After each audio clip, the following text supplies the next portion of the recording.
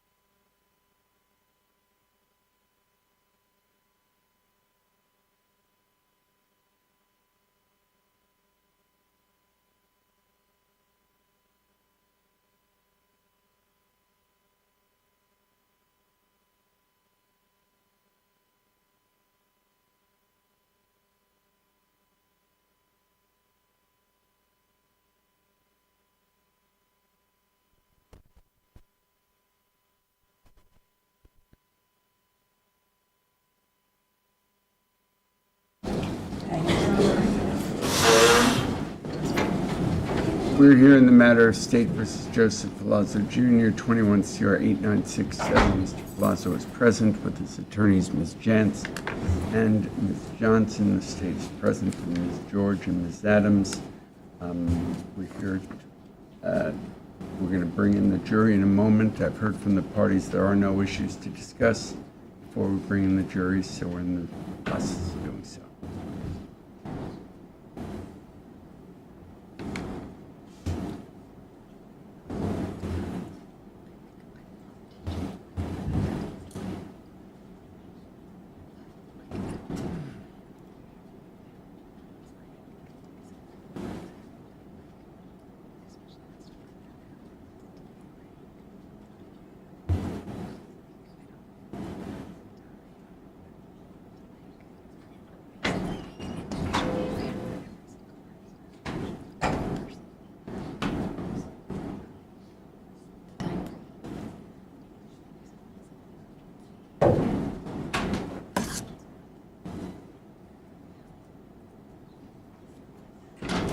All right.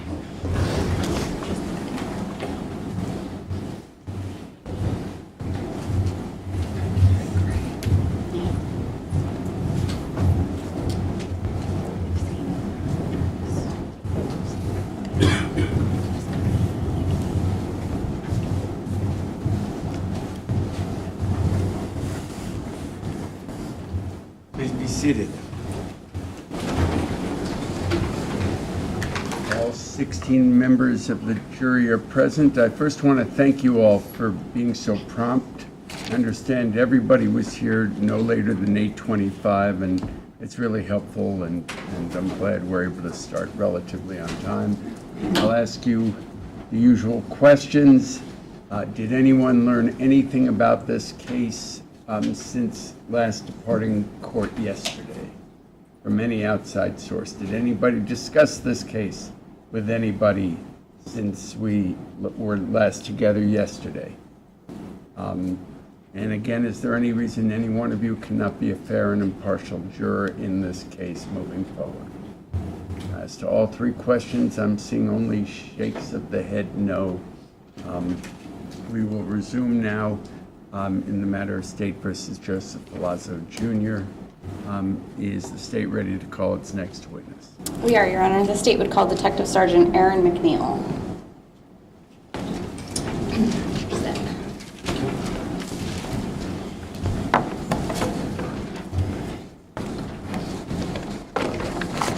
Raise your right hand, please. Solemnly affirm that the evidence you shall give relative to the cause now under consideration shall be the whole truth and nothing but the truth under the pains and penalties of perjury. I do. Thank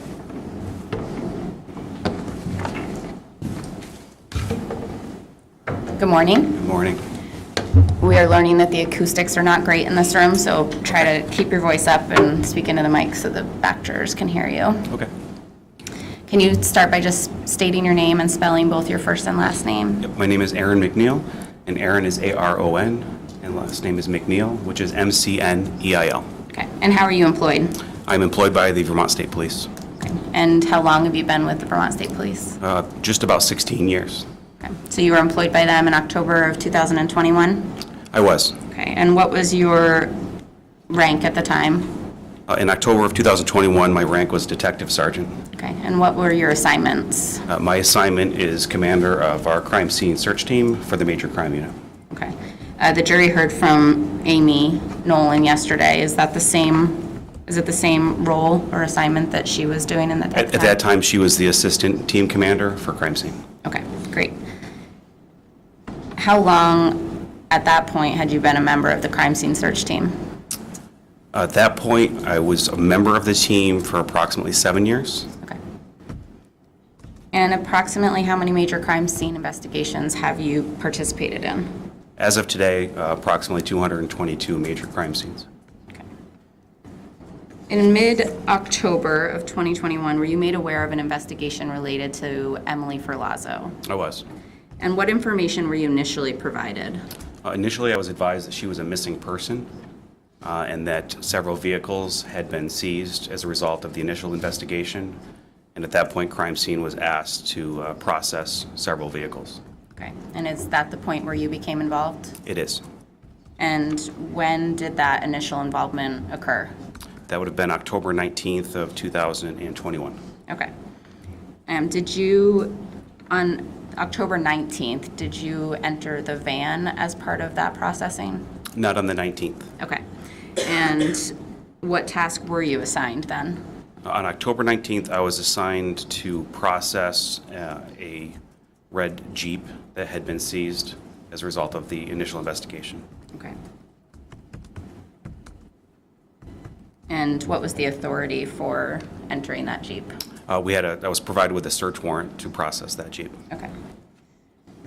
Judge, the state moves to admit 92 through 103, I believe, with no objection. Any objection? No objection. Thank you. 92 through 103, you said? Yes. 92 through 103 are admitted.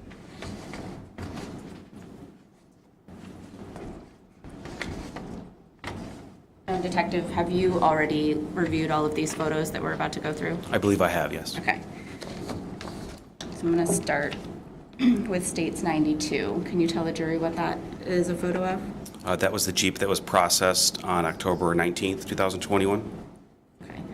Before you started the search, did you verify that this was the Jeep Yes, the I had warrant a was copy. for? I did. I had a copy of the warrant, and I made sure that the make, model, and the registration plate was the correct vehicle. Okay. And what were you specifically searching the Jeep for? The search specifically was related to any of the items listed that ordered us to search for inside of the Jeep, specifically cellular devices, possible human remains. There was a list of things that were listed on the warrant. Okay. Any weapons? Yes. Okay. And so at the time the search warrant was granted, had Emily's body not been located? I was aware that likely human remains had been found in a van that was also being processed at the same time at the same facility, but I was not certain whose remains they were, or for sure if they were human yet at that point. Okay. What items of importance did you seize from the van? I'm sorry, from the Jeep. From the Jeep, there was a Smith & Wesson brand knife inside of a sheath that I found inside the driver's door. And there was also a cellular telephone that was in the center console of the Jeep. Show you what's been marked as States 93. Can you tell us what this is? This is a photo of the cellular telephone that's in the center console prior to collection. Okay. And States 94. That's with the screen activated or the screen turned on is a picture that crime scene took of the phone that night. Okay. I see part of a 2 up in the corner. Was this labeled as Jeep number 2? It was. Okay. Is there any other number associated with this piece of evidence? There is. There could be several numbers, but I'm specifically aware that this is listed as item number 14 in our software database. Can you, this happened, I think, once yesterday with Detective Nolan. Can you explain to the jury why one piece of evidence might have 2 numbers? Sure. Or multiple numbers? So, State Police, we have a software database that keeps track of all evidence collected or all items collected by the State Police. It's called File on Queue. And File on Queue assigns a number and a barcode to every piece of evidence that we collect that's individualized. What happens for crime scene processing in cases like this is there will be several different portions of the scene. There may be an actual crime scene, there may be a vehicle, there's an autopsy, and at each of those events, the evidence number starts over at 1. So there may be the first item collected at the autopsy may be labeled, medical examiner item number 1. The first item in the Jeep will be Jeep number 1, and the van would be number 1. And then File on Queue, when those items are put into the database under the same case number, it'll give it one mastered number. So it makes it easy so we can have one number assigned to that piece of evidence for reference purposes, but also I can reference it for days like today in court for juries like yourselves. Okay, thank you. So this item, once it was put into the master list, was labeled item 14. That is correct. Okay, and that's the phone that you found in Mr. Ferlazzo's Jeep. Yes. Okay. I'll show you what States 95. Can you tell us what that is? States 95 is the registration card that was found inside of the Jeep, indicating that the Jeep was registered to a Joseph Ferlazzo. It also includes the registration plate and VIN number and other information. Okay. And so is that further confirmation that this Jeep you were searching belonged to Mr. Ferlazzo? Yes. Okay. And was the iPhone that you located brought back to VSP for processing? It was. Okay. Was that the entirety of your involvement on October 19th? Not entirely. After we processed the Jeep, I assisted Sergeant Nolan with some evidence packaging and also entering items into the software database. Okay. And did you have further involvement in the case the next day on the 20th? I did. Okay. And how did that come about? What did you do on the 20th? The crime scene team, we did not finish processing the van on the first night on the 19th. We wanted to return. We had more work to do on the day or on the next day during the 20th. Plus, we wanted to do more work during the daylight hours. So I returned to process the van to assist with processing the van on the 20th. Okay. And when you arrived, was the van secured with evidence tape? It was. Okay. And so did you take that off in order to re-enter the van? We did. Okay. While continuing the search of the van, did you hear from Detective Nolan? I did. She contacted me. And where was she at the time she contacted you? At the time she contacted me, she was at the medical examiner's office at the autopsy. Okay. And did she ask you to search the van for something specific? She did. What did she tell you to search for? She advised me that during autopsy, Emily's body was found to have numerous stab wounds. So she asked us to further look during processing for any sharp objects or knives inside of the van. Okay. I'm going to show you States 96. Can you just tell the jury what this is showing? This is a photo taken by the crime scene team inside of the van that shows a block of knives. Okay. And did you collect these knives? We did.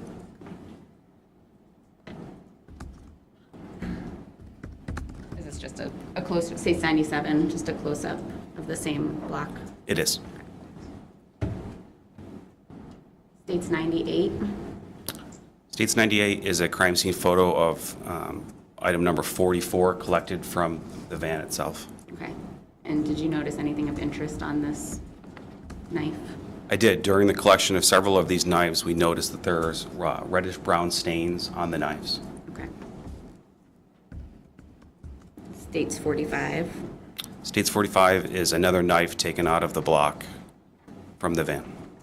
and if you, was a swab of the reddish-brown stains on these knives collected? There was. Okay, and so on States 44, was that swab labeled as 44A, 44B?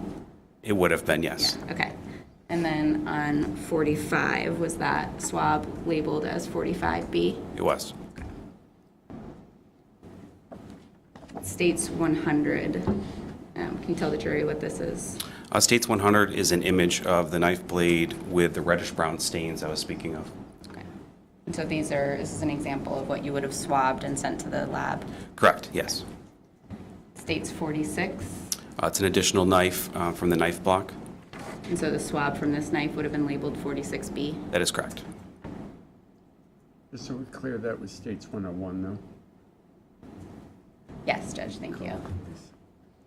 States 102, That would be crime scene item number 49 from the van. and again, the swab then from this item would have been 49B, That is correct. and States 103. States 103 is, again, crime scene number 50 from the van, which is a pair of scissors. And the swab of a reddish-brown stain on these scissors would have been labeled as 50B. That is correct. Okay. And were all of these swabs sent to the Vermont Forensic Lab for testing? They were. Okay. Thank you. I don't have any other questions, Judge. Any questions? Questions? Thank you, Judge. Thank you. Thank you. Thank you.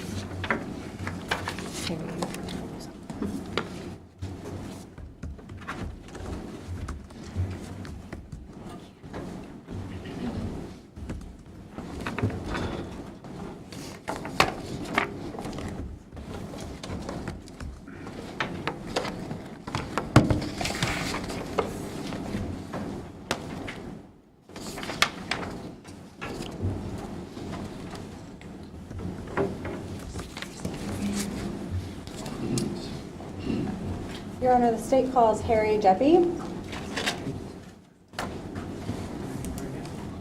Solemnly affirm that the evidence you shall give relative to the cause now under consideration shall be the whole truth and nothing but the truth under the pain and penalty. I do. Thank you.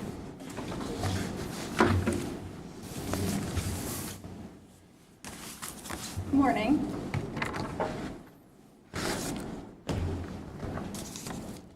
Can you please state your name and spell your last name, please? My name is Harry Jeppe, Jeppe. And Mr. Jeppe, how are you employed? I am the Physical Comparison Unit Supervisor at the Vermont Forensic Laboratory. As such, I am a qualified Firearm and Toolmark examiner. Where is the Vermont Forensic Laboratory located? The Vermont Forensic Laboratory is located at 45 State Street in Waterbury, Vermont. When did you start employment with the Vermont Forensic Laboratory? On the 1st of April 2004. And have you been in the same role since you started 20 years ago? No, I originally started as a Firearm and Toolmark examiner, and in 2011 I was promoted to the supervisory position. Can you spell your first name? Certainly so. Harry, Harry. Thank you. Thank you. Generally speaking, what do firearms examiners do? We examine every item of evidence related to firearms. With other words, firearms, obviously, fired cartridge components, which include cartridge cases, fired bullets, unfired cartridges, firearms magazines. We also do Toolmarks, where we compare submitted tools to, for example, locks or padlocks or anything that was used, any implement that was used to break into a home, a screwdriver, for example, used to pry open a window, and so on. Those are all considered to be tool marks. We also do chemical distance determinations based on propellant residue, firearms propellant residue. We do serial number restorations, and yeah, that's pretty much covers it. What's your educational background? I have a diploma in forensic or in policing from the Technikon of South Africa. I also have a Bachelor of Technology degree from the University of South Africa in policing. I have an advanced certificate in forensic criminalistics, which is a 2-year study program, which I did through the University of South Africa, and basically I majored in forensic ballistics. I also did a 3-year training program through the South African Police Service Forensic Ballistics Unit in Cape Town in South Africa. This might be a hard question to answer, but how many comparisons would you estimate that you have made to determine whether a particular bullet or cartridge case was fired from a particular weapon? Literally thousands. If we're not talking about cases, I've been doing this since 1998, and I have not only looked at my own cases, but I've also done technical reviews. We have a mandated system of technical review in our laboratory where every comparison that is performed by an analyst is then sort of technical reviewed or verified by a second analyst. So in that sense, I have literally looked at thousands. Have you testified in Vermont courts in the past? Yes, I have. How many times? More than 40 times. Have you been previously qualified as an expert, as a subject matter expert? Yes, I have. And what's the expertise? Firearm and Toolmark examination. Your Honor, the state would move to qualify Mr. Jeppe as an expert in firearms and toolmark examinations. I have no objection, Judge. It's necessary, but It's not in the law, necessary, but I have no also objection. Thank you. I'm going to ask you some questions about general testing procedures. Can you explain to the jury what forensic firearms identification is? Sure. So a firearms examination, specifically as it relates to the case in question, involves a firearm that is examined to determine if it's in working condition. The firearm is then test fired. Those test standards which we generate in the laboratory, with other words, the cartridges that we fire in that firearm in the laboratory, we use those, or we consider those to be our known standards. With other words, those are, we can relate to the firearm because we know the base truth that those came from the firearm. Those we use for comparison purposes, and obviously anything else that's submitted, like in this case, for example, where we had cartridge cases and bullets submitted, we would take those cartridge cases and those bullets, and we would physically compare them to the known standards to determine if they were fired from the same firearm. And what makes such an identification possible? When you're looking at fired ammunition components, those components will show striated markings or scratch marks, basically, which are the result of the components being in direct contact with any surface inside the firearm during the firing process.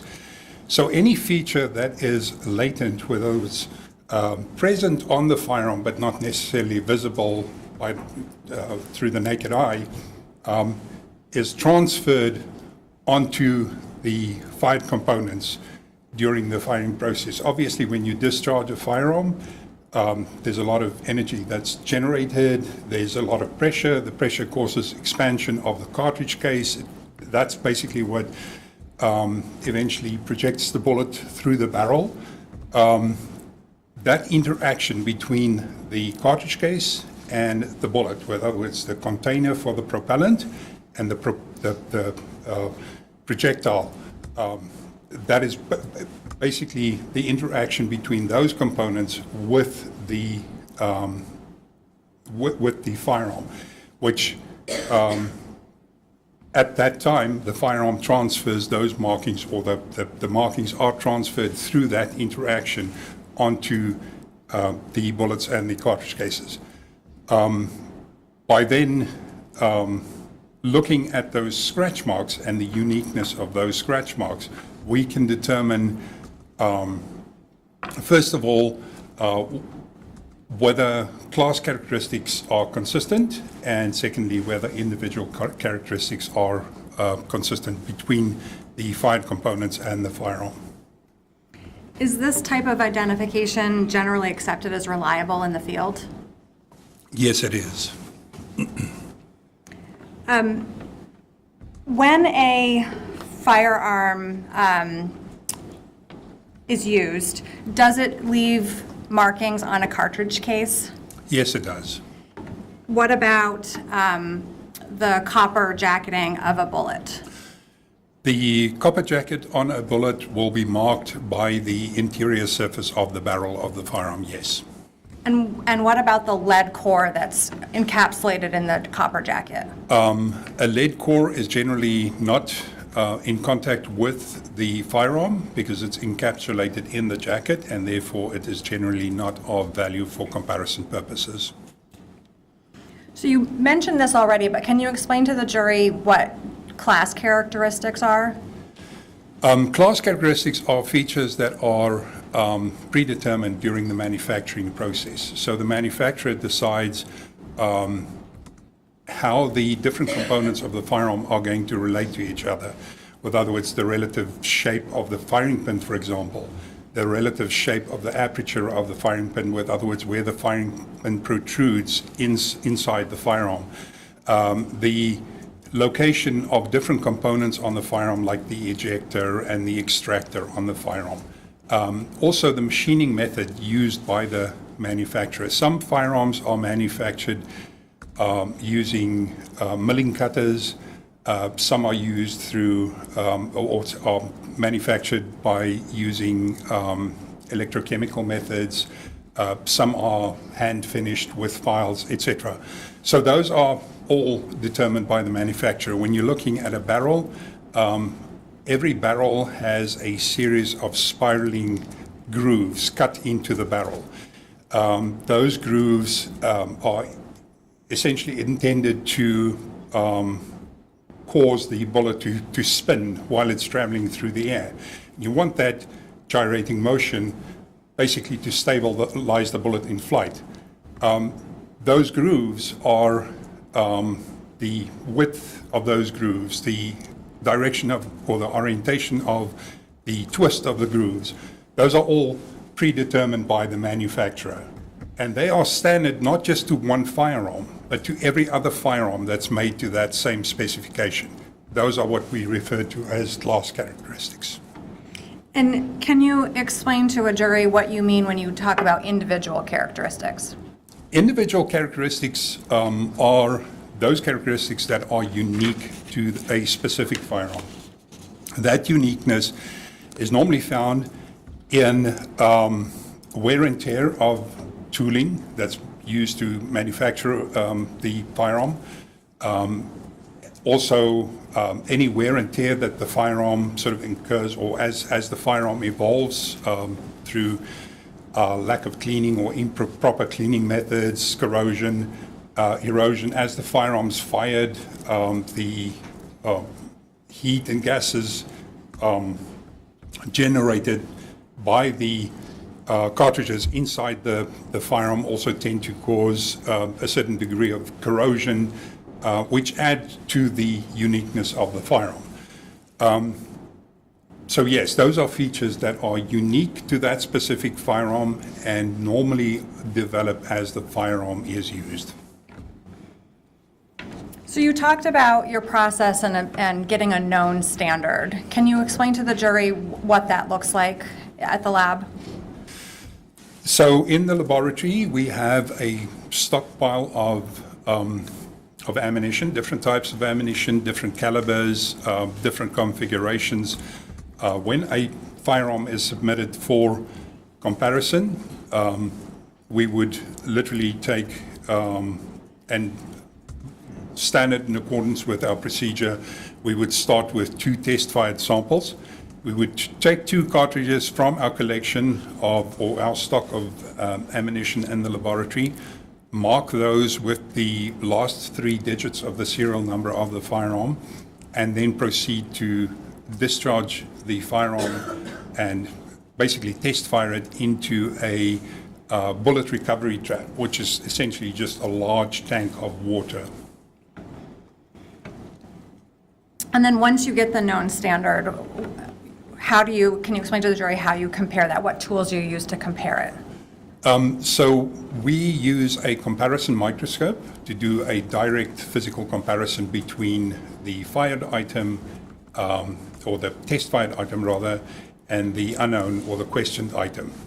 A comparison microscope is essentially 2 stereo microscopes, which are connected through an optical bridge. This allows you to view both stages of the microscope at the same time. And you can basically, when you're looking through this microscope and you have the 2 items on the 2 stages, you're able to see the 2 items right next to each other. You're able to superimpose those items and view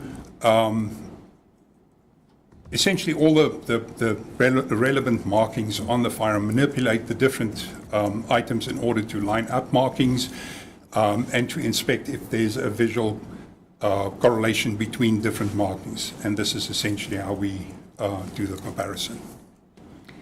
So in this case, were you asked to work on a case from the Vermont State Police involving the death of Emily Ferlazzo? Yes, I did. And what items did you receive from the Vermont State Police? I received a 9mm caliber Glock Model 19 pistol with an aftermarket Silent Serco barrel with conventional rifling. I also received a Silent Serco silencer, which was compatible with the firearm. I received a bullet jacket, a fired bullet jacket. I received a bullet core, a fired bullet, and a magazine and several cartridges. Your Honor, I now would ask the court to read stipulation number 9, which is State's Exhibit 124. Any objections? No objection, Judge. This one's a long one. Stipulation number 9, members of the jury, the state and defendant, Joseph Ferlazzo, have agreed that you may find certain facts. This is called a stipulation. A partial projectile was collected from bag number 4 on October 20th, 2021 by Vermont State Police during Edward Ferlazzo's autopsy at the Office of the Chief Medical Examiner. This partial projectile was sent to the Vermont Forensic Lab. This partial projectile was analyzed by Harry Jeppe at the Vermont Forensic Lab and was in the same condition at the time of the analysis as it was when it was collected from bag number 4 on October 20th, 2021. This item was logged by the Vermont State Police as evidence item number 30/OCME number 4A. This item was logged by the Vermont Forensic Lab as item number A2. Chain of custody of the partial projectile is not being challenged. A Glock 19 firearm was collected on October 19, 2021 by the Vermont State Police during a search of the camper pursuant to a valid search warrant. The firearm was sent to the Vermont Forensic Lab. This firearm was analyzed by Harry Jeppe at the Vermont Forensic Lab and was in the same condition at the time of the analysis as it was when collected from the camper during the search on October 19, 2021. This item was logged by the Vermont State Police as evidence item number 48/CSST, ban number 11. This item was logged by the Vermont Forensic Lab as item number A3.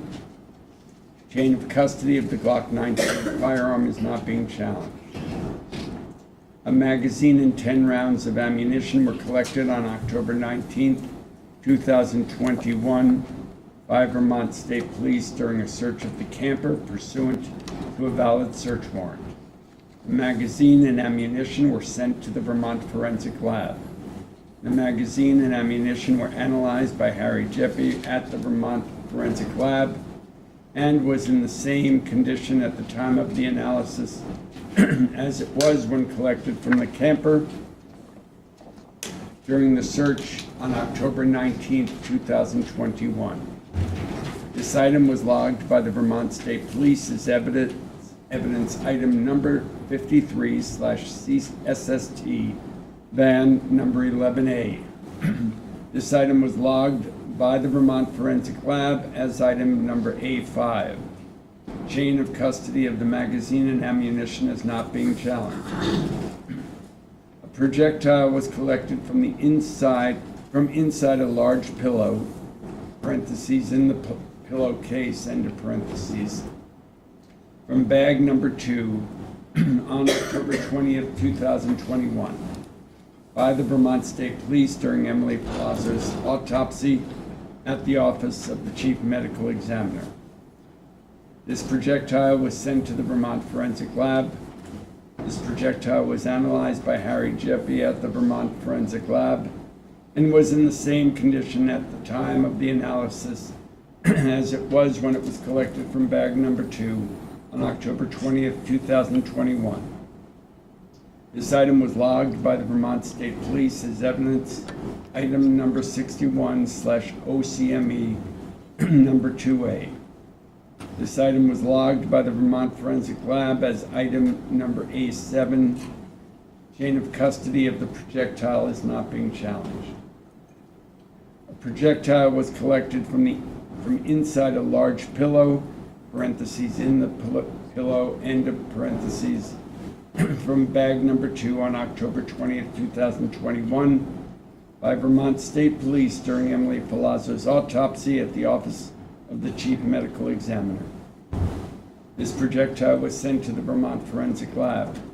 This projectile was analyzed by Harry Jeppe at the Vermont Forensic Lab and was in the same condition at the time of the analysis as it was when it was collected from bag number 2 on October 20th, 2021. This item was logged by the Vermont State Police as evidence item number 62/OCME number 2B. This item was logged by the Vermont Forensic Lab as item number A8. Chain of custody of the projectile is not being challenged. A cartridge casing was collected from bag number 2 on October 20th, 2021 by Vermont State Police during Emily Ferlazzo's autopsy at the office of the Chief Medical Examiner. This cartridge casing was sent to the Vermont Forensic Lab. This cartridge casing was analyzed by Harry Jeppe at the Vermont Forensic Lab and was in the same condition at the time of the analysis as it was when it was collected from bag number 2 on October 20th, 2021. This item was logged by the Vermont State Police as evidence item number 63/OCME number 2C. This item was logged by the Vermont Forensic Lab as item number A9. Chain of custody of the cartridge casing is not being challenged.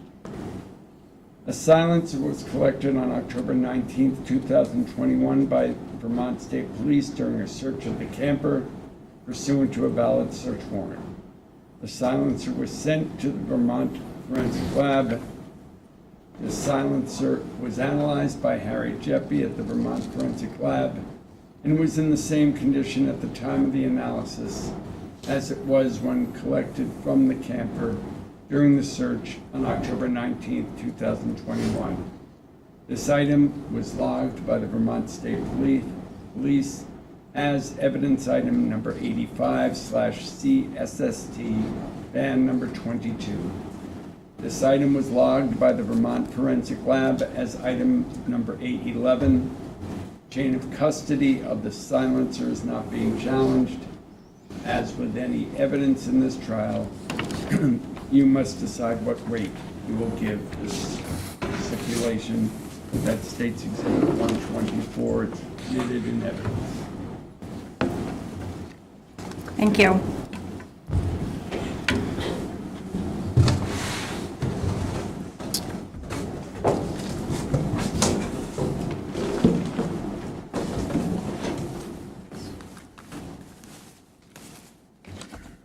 Mr. Jeppe, I'm showing you what's been marked and admitted as States 79.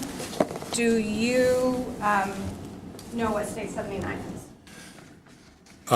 That is correct. This is a gun box. I noticed my initials on the seals on this box.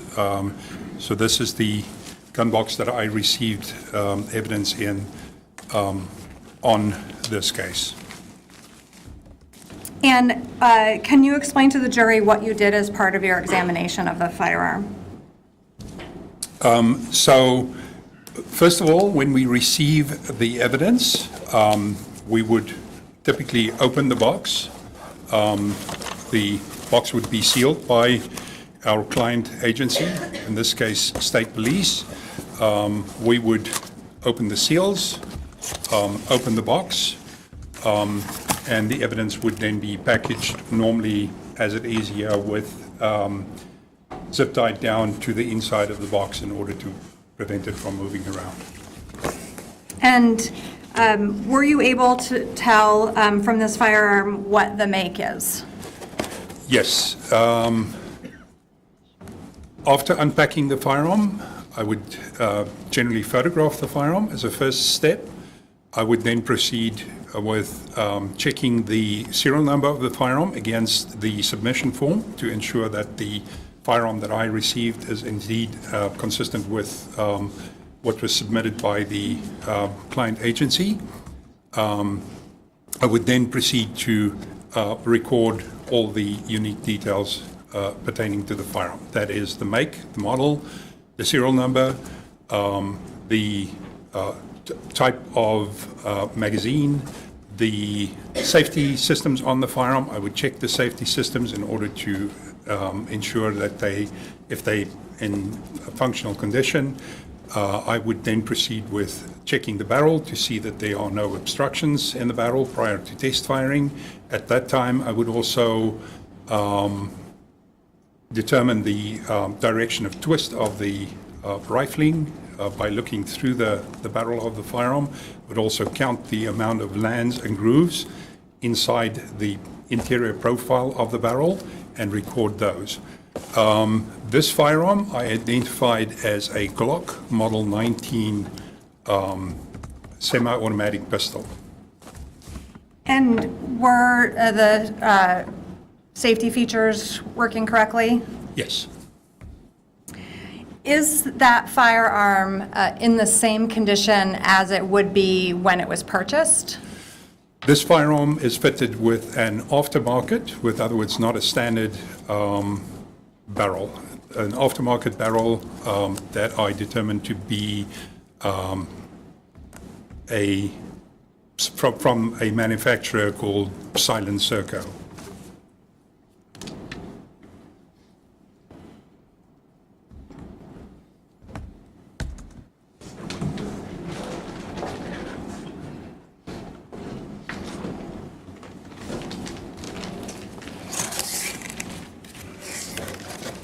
So I'm showing you now what has been marked and admitted as 79A. Do you recognize that? Yes, I do. And what is 79A for the jury? This is a box magazine that is compatible with the firearm I just handled, and these are unfired cartridges that were submitted with the firearm. And what type of rounds are these? These are SIG head-stamped 9mm Luger caliber cartridges.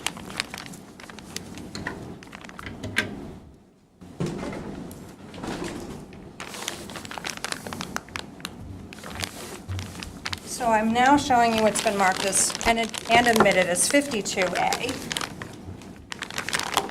What is that? This is a Silent Serco company manufactured pistol silencer. Did you examine, or did you investigate whether that silencer can be used on State 79? Yes, I did. And can it be used on State Yes, it 79? can. How do you put the silencer on the Glock? The aftermarket barrel is the muzzle of the barrel, in other words, the tip of the barrel is threaded.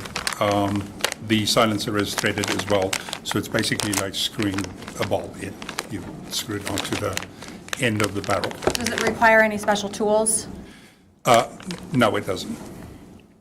Did you put the silencer on the Glock? Yes, I did. About how long does it take? I didn't specifically time it, but less than a minute.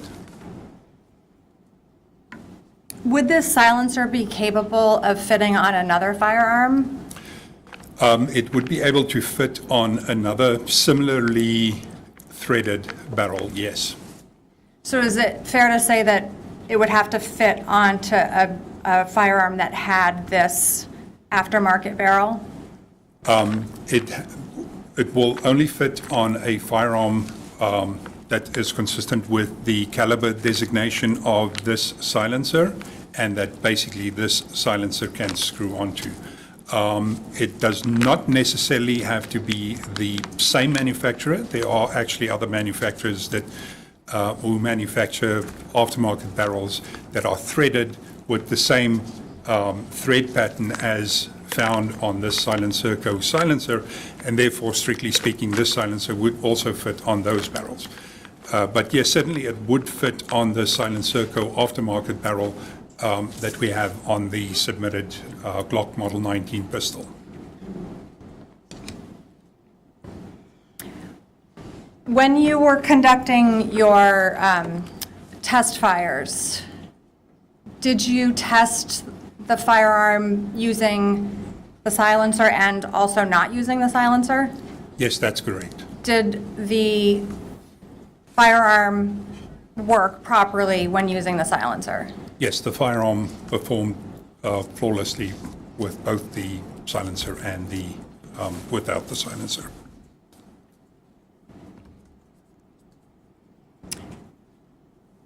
Does a fired cartridge or a fired bullet, does that have different markings on it if a silencer is used?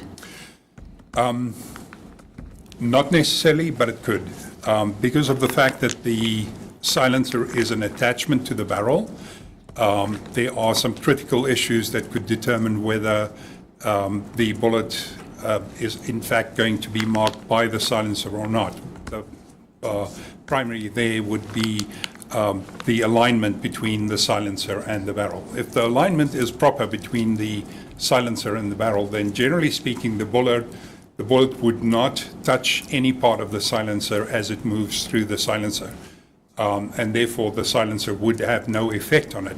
However, we cannot always sort of ascertain whether it aligns perfectly by simply looking at it. And generally, therefore, in cases like this, we would also fire it with the silencer in case the bullet at some point contacts the silencer as it as as the bullet moves through the barrel or through the silencer, and essentially causes markings that are not that are not directly relatable to the barrel. So after you test fired the Glock and had your known standards, did you compare known standards with additional evidence that you had received in this case? Yes, I did. I'm now showing you.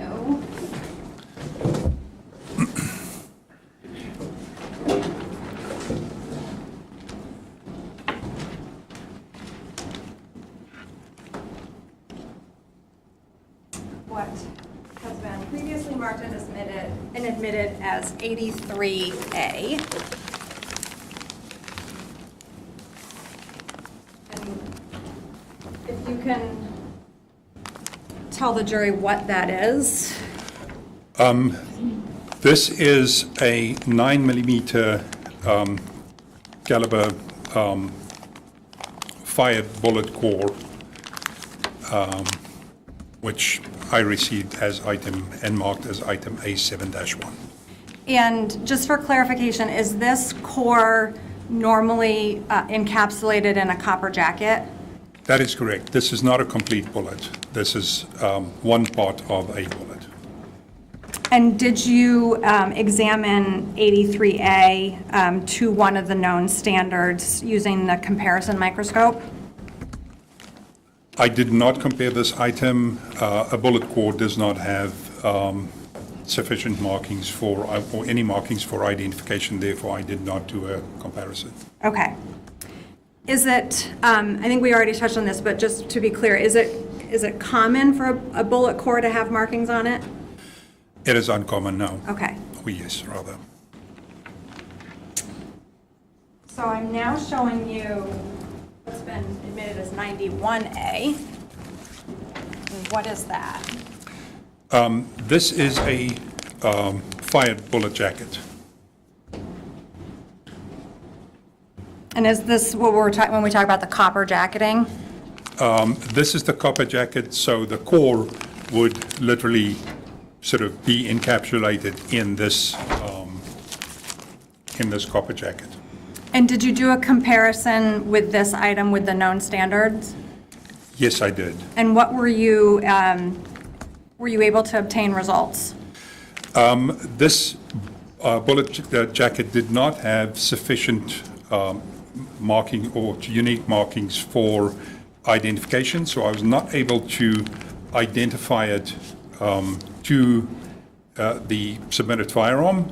However, the bullet is consistent in caliber, consistent in land and groove widths, consistent in twist direction with the firearm, with other words, class characteristics, as I explained earlier, and therefore I could not exclude it as having been fired from the firearm either. So therefore, my finding was an inconclusive finding. I cannot say if this bullet was fired from the firearm, and I cannot say that the bullet was not fired from the firearm. Okay.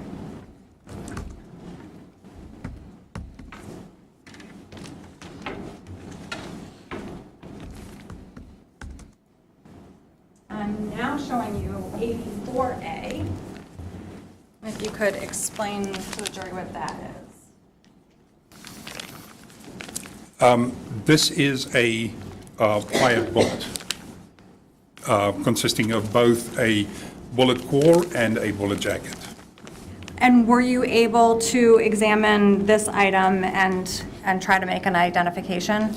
Yes, I examined this item and determined also that it was consistent in class characteristics with the firearm, but there were insufficient individual markings for identification. Therefore, as with the other item, I was also not able to say if the bullet was fired from the firearm or if it was not fired from the firearm. I was also not able to determine if this bullet was fired in the same firearm as the submitted bullet jacket or not. And that inconclusive result is based on a lack of individual markings? It is based on a lack of individual characteristics, which I explained earlier, yes. Okay.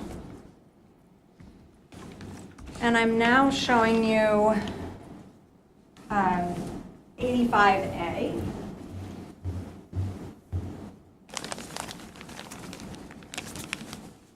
What's 85A? 85A was an item which I marked as A9-1. It is a 9mm Luger caliber fired cartridge case with an SIG head stamp. And were you able to do a comparison with this item? Yes, I compared this firearm to the known standard from the firearm that was submitted and determined that this cartridge case was fired from the submitted firearm. And is that based on individual characteristics or class characteristics or both? It is based on both. We start by looking for class characteristics. If the class characteristics are consistent, we start looking for individual characteristics. So that's the sequence. Generally, if it's inconclusive, the class characteristics are consistent, but there's not sufficient consistency in individual characteristics to make a determination. In this case, both the class characteristics and the individual characteristics were in sufficient agreement to determine that this cartridge case was, in fact, fired from the firearm. So I am going to go back to 84A. When you were examining 84A, did you notice anything about this item? I believe that this is the item that I removed a piece of cloth from. This item, the bullet had a piece of fabric basically lodged in the nose cavity of the bullet, which I subsequently removed. Okay, so I'm now showing you what's been marked as states 84B. Do you recognize that?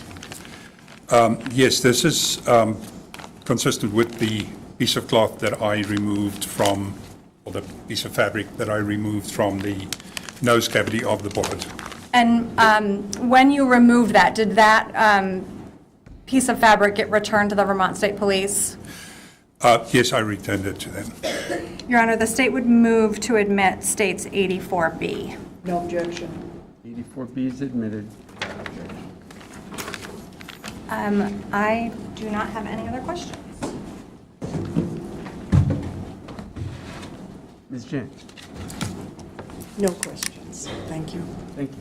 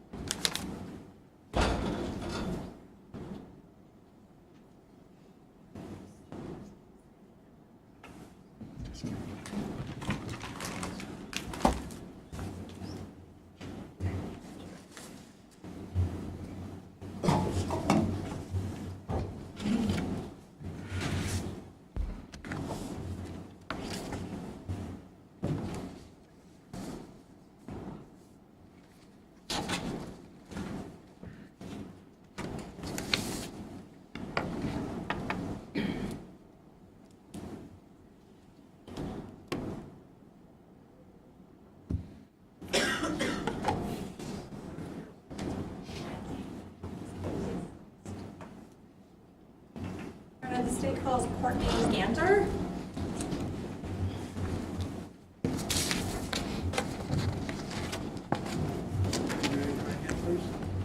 Solemnly affirm that the evidence you shall give relative to the cause now under consideration shall be the whole truth and nothing but the truth, and the pains and penalties of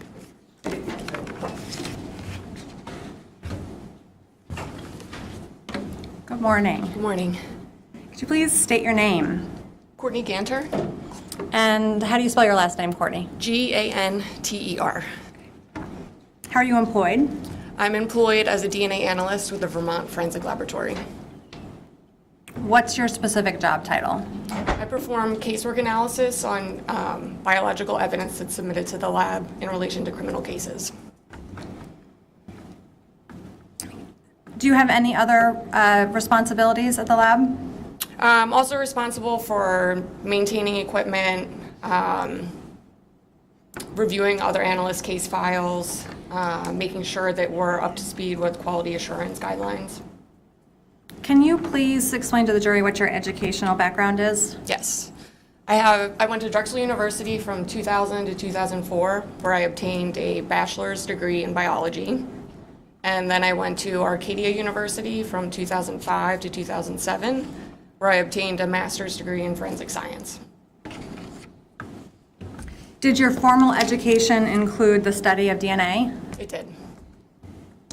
Did it involve any hands-on work with DNA testing techniques? It did.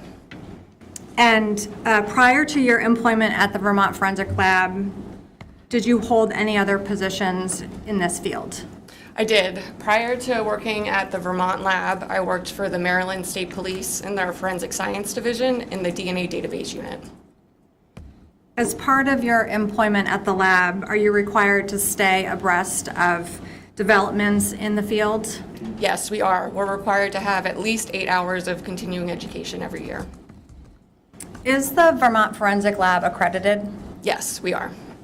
And does the lab follow quality assurance guidelines? We do. Can you give the jury some examples of what the lab does for quality assurance? There's guidelines in place that ensure the proper training of personnel, security of evidence, proper procedures for handling evidence to ensure integrity of your results, storage of evidence, making sure that you obtain your continuing education, things like that.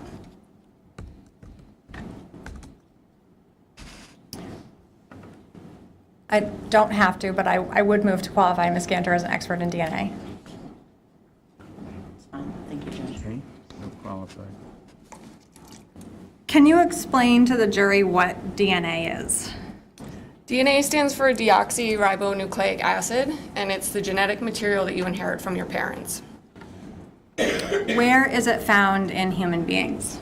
DNA is found in all nucleated cells throughout your body, and that means that the DNA that's present in your blood is the same as the DNA that's present in your saliva, is the same as DNA that's present in your teeth. Is the DNA in all people the same? The testing that we do, which is called STR analysis, the DNA profiles will be different from individual to individual. What about identical twins? Identical twins will have the same DNA profile. And so you mentioned this STR analysis. What does that stand for? STR stands for short tandem repeat, and these are small repeating patterns that are found in different locations in our DNA. During STR analysis, we utilize a commercially available kit that will look at 22 different locations. The number of times that this pattern repeats is called an allele, and the locations that we're looking at are called loci. At each location, you inherit one allele from your mom and your dad. And the combination of the locations that we look at with the alleles that are present at those locations is what is our DNA profile. And that's what we use to make comparisons to evidence in a case. Are there some basic steps in this testing process? Yes. And can you explain those basic steps? There's 4 main steps. The first step is called extraction, and during this step, we treat our sample with a series of chemicals to isolate the DNA. The second step is called quantitation, and during this step, we estimate how much DNA is present in our sample. The third step is called amplification, and we use a method called PCR, which is the polymerase chain reaction, to make multiple copies of just those alleles that we're interested in at the 22 locations. The final step is called DNA typing or visualization. And during this step, we use an instrument that's called a genetic analyzer. This instrument separates out the alleles by size and location, and it gives us a data printout. This printout is called an electropherogram, It basically looks like an EKG from like a heart monitor. It's a bunch of spikes. And this is the printout that we use to make our comparisons to evidence in the case.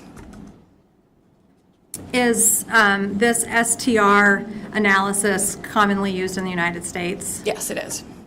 And are there controls used in this testing process? Yes, we utilize controls from the start to the end of the process, and these controls help to ensure the integrity of our materials that we're using as well as the results that we're getting. And what steps do you take to deal with potential contamination? We will generally utilize our controls to help us to determine if there's any sort of contamination. It also helps us to kind of track back and troubleshoot where the contamination may have occurred. What type of results can you get from a DNA analysis? There's a few, well, there's many different types of results. Some of the most common is obtaining a single source profile, which is a DNA profile that comes from one individual. This profile can be used to make comparisons to reference samples submitted from victims, suspects, or anyone else involved in the case. We can also get a mixed DNA profile, which is just a DNA sample that has more than one person contributing DNA to it. We can sometimes use that to make comparisons, but sometimes it isn't of sufficient quantity or quality to make a definitive determination. So we would say that this is for exclusion only. Another result we could get is just no DNA profile was obtained, and that's just due to the quantity that's present in the sample, or lack of quantity that's present in a sample.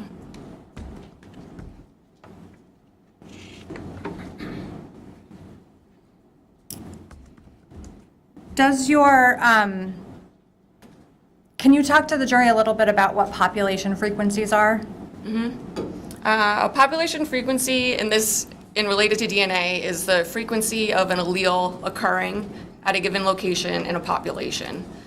We use this data to perform the statistics that we calculate, and it's called a random match probability. And this probability is an estimate of how common the DNA profile is in a given population. So basically assigns a uniqueness to a DNA profile. Did you receive evidence to analyze in this case? I did.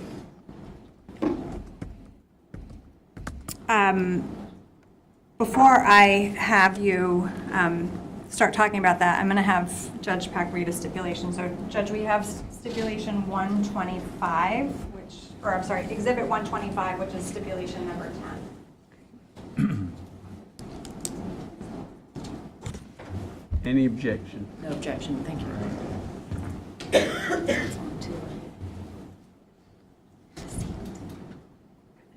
Members of the jury, the state and defendant, Joseph Ferlazzo, have agreed that you may find certain facts. This is called a stipulation.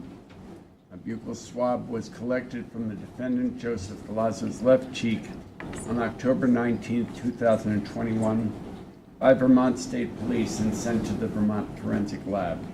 This buccal swab was analyzed by Courtney Ganter at the Vermont Forensic Lab and was in the same condition at the time of the analysis as it was when it was collected from Mr. Ferlazzo on October 19, 2021. This item was logged by the Vermont State Police as evidence item number 3/CSST number 1. This item was logged by the Vermont Forensic Lab as item number A1. The chain of custody of the buccal swab from Mr. Ferlazzo is not being challenged. A DNA card was collected from Emily Ferlazzo's body on October 20th, 2021 by Vermont State Police during Emily Ferlazzo's autopsy at the Office of the Chief Medical Examiner. This DNA card was sent to the Vermont Forensic Lab. This DNA card was analyzed by Courtney Ganter at the Vermont Forensic Lab and was in the same condition at the time of the analysis as it was when it was collected from Emily Ferlazzo's body on October 20th, 2021. This item was logged by the Vermont State Police as evidence item number 51/OCME number 15. This item was logged by the Vermont Forensic Lab as item number A4. A red pillow was collected from bag number 1 on October 20th, 2021 by Vermont State Police during Emily Ferlazzo's autopsy at the office of the Chief Medical Examiner. A cutting from the red pillow was sent to the Vermont Forensic Lab. This cutting was analyzed by Courtney Ganter at the Vermont Forensic Lab and was in the same condition at the time of the analysis as it was when it was collected from bag number 1 on October 20th, 2021. This item was logged by Vermont State Police as evidence item number 59/OCME number 1B. This item was logged by the Vermont Forensic Lab as item number A6. Chain of the cutting from the red pillow is not being challenged. DNA swabs were collected from a reddish-brown stain on a mattress on October 19th, 2021 by Vermont State Police during a search of the camper pursuant to a valid search warrant. These swabs were sent to the Vermont Forensic Lab. These swabs were analyzed by Courtney Ganter at the Vermont Forensic Lab and were in the same condition at the time of the analysis as they were when collected from the mattress during the search on October 19th, 2021. This item was logged by the Vermont State Police as evidence item number 77/CCST van number 17A. This item was logged by the Vermont Forensic Lab as item number A10. Chain of custody of the DNA swabs collected from the reddish-brown stain on the mattress is not being challenged. A DNA swab was collected from the barrel end of a silencer on October 19th, 2021 by Vermont State Police during a search of the camper pursuant to a valid search warrant. This swab was sent to the Vermont Forensic Lab. This swab was analyzed by Courtney Ganter at the Vermont Forensic Lab and was in the same condition at the time of the analysis as it was when collected from the silencer during the search on October 19th, 2021. This item was logged by the Vermont State Police as evidence item number 87/CSST van number 22. This item was logged by the Vermont Forensic Lab as item number 812. Chain of custody of the DNA swab collected from the barrel end of a silencer is not being challenged. DNA swabs were collected from a saw blade on October 20th, 2021 by Vermont State Police during a search of the camper pursuant to a valid search warrant.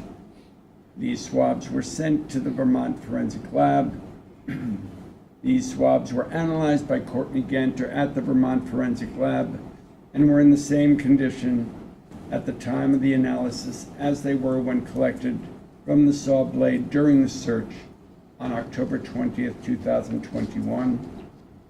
This item was logged by the Vermont State Police as evidence item number 98/CSST van number 32A. This item was logged by the Vermont Forensic Lab as item number A13. Chain of custody of the DNA swabs collected from saw blade is not being challenged.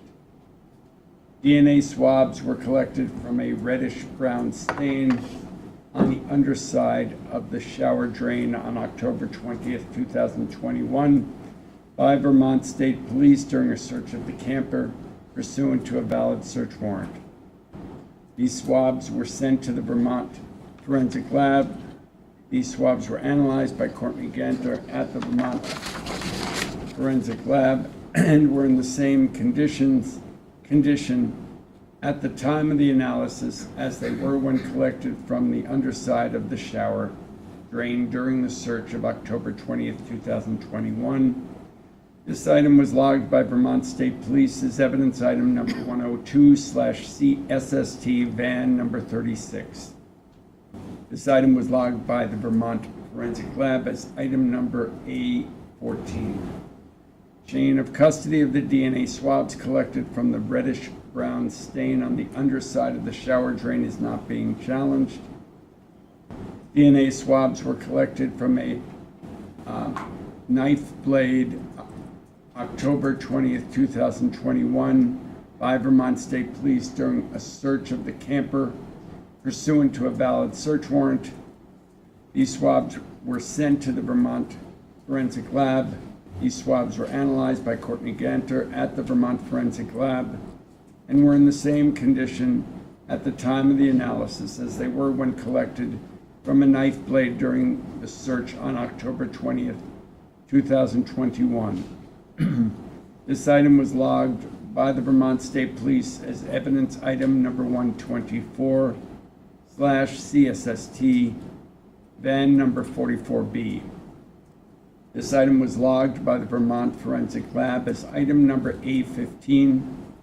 Chain of custody of the DNA swabs collected from the knife blade is not being challenged. DNA swabs were collected from knife blade October 20th, 2021 by Vermont State Police during a search of the camper pursuant to a valid search warrant.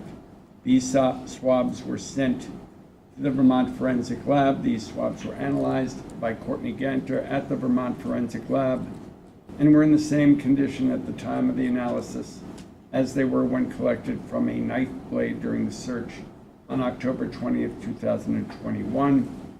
This item was logged by the Vermont State Police as evidence item number 126/CSST, van number 45B.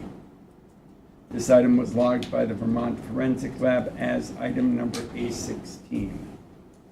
Chain of custody of the DNA swabs collected from the knife blade is not being challenged.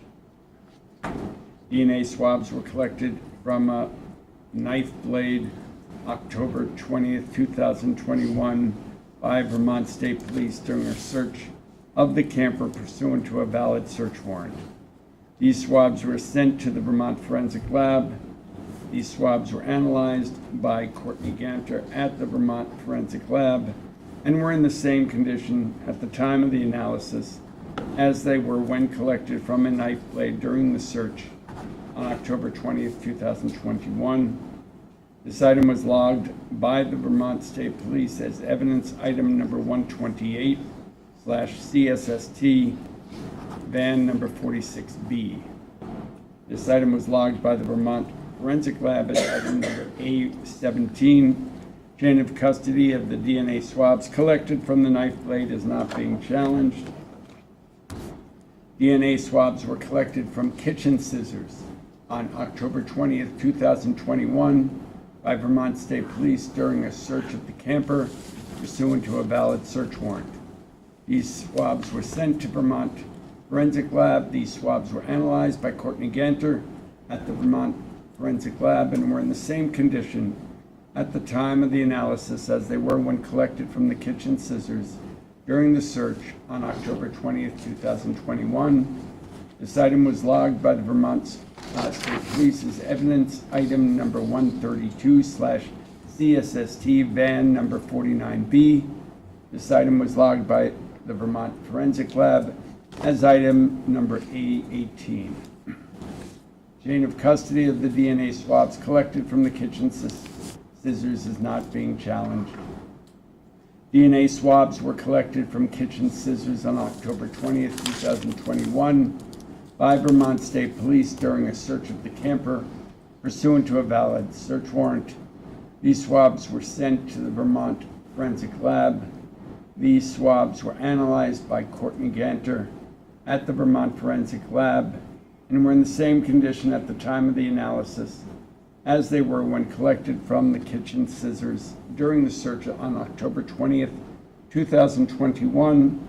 This item was logged by the Vermont State Police as evidence item number 134/CSST, than number 50B. This item was logged by the Vermont Forensic Lab as item number A19. Chain of custody of the DNA swabs collected from the kitchen scissors is not being challenged. As with any evidence in this trial, you must decide what weight you will give the stipulation. And states 125 is in there.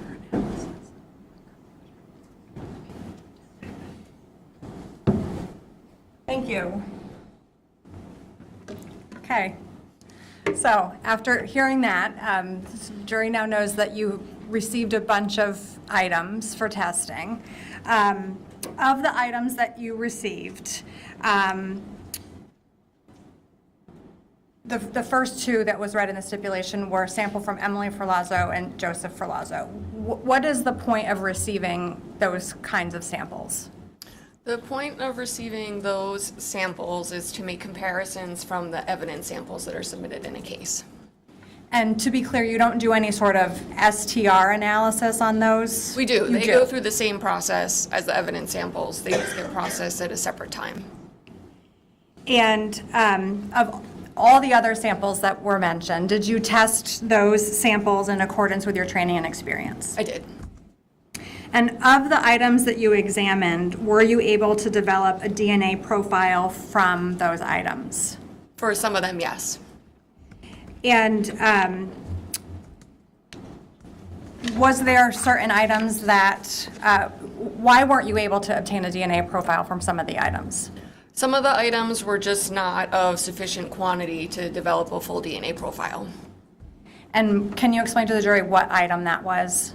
May I reference my report? Yes. So there was one sample, item A18, which is a sample from a blade and divot. And that sample, I was unable to develop any sort of DNA profile that would be suitable for interpretation. Were there any swabs that you analyzed that showed inconclusive results? Yes, there were two samples that I analyzed that had inconclusive results. And can you explain to the jury what an inconclusive result is? As I briefly mentioned before, an inconclusive result is basically saying you're not sure. The data that's present isn't really of sufficient quantity or quality to make a definitive determination. And what were the samples, or what were the swabs that you obtained an inconclusive result on? Those two items were items A12, which was the barrel end of a suppressor, as well as item A19, which was another blade. And both of them resulted, the profiles that were obtained from both of those samples, when compared to the standards submitted from Emily and Joseph, was inconclusive.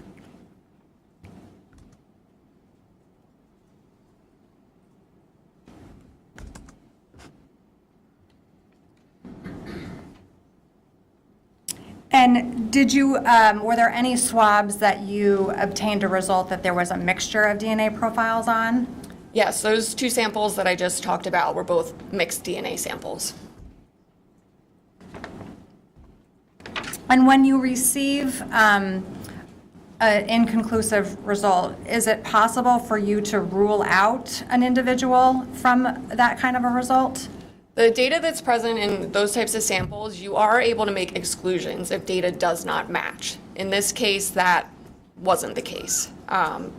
Data was consistent, so I can't say for sure who the source of the DNA is, but inconclusive as to their contributions to that sample.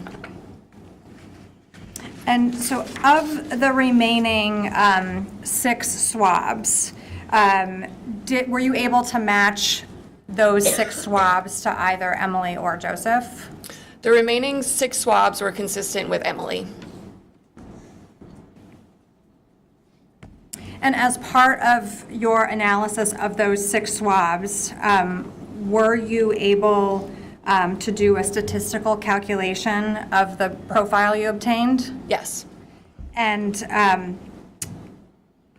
what was the result of that? Well, let's start with item 46B, which is your item number. A17. Yes, A17. What was the statistical calculation on that item? For A17, which was a blade, I obtained a partial DNA profile, meaning it wasn't a full DNA profile. And the statistic that was calculated that the probability of randomly selecting an unrelated individual that would exhibit that partial DNA profile at only one location is approximately 1 in 51 from the combined population. And did you obtain a different statistical analysis for the remaining 5 samples? Yes, I did. And what was the statistical calculation on those samples? The probability of randomly selecting an unrelated individual exhibiting the DNA profile at the full 22 loci that were tested is greater than 1 in 1 quadrillion from the combined population. What is a quadrillion? A quadrillion is a very large number, and it's basically the next number. If you're counting by large numbers, you go million, billion, trillion. Quadrillion would be the next set. So how many zeros is that? There's 15 zeros. What's the world's population? About 8 billion. And so how much is a quadrillion beyond the Earth's population? So to get to a quadrillion, you'd have to take the world's population and multiply it by 125,000. Can you explain to the jury what the truncation process is on this statistical analysis? So we report our stats. We don't report numbers greater than 1 in 1 quadrillion for 2 reasons. One, based on our testing and doing these calculations, we recognize that once you have a full DNA profile, your numbers are generally way, way larger than a quadrillion. And that said, once you get to numbers larger than a quadrillion, which is already kind of a big number that's hard to handle, the enormity of the numbers start losing their impact. It doesn't really make a difference. They're just really, really, really big numbers. So we truncate at 1 quadrillion. And did you get actual numbers in this case? Yes. And what were the actual numbers? I'm referring to my report or my case file, if that's okay.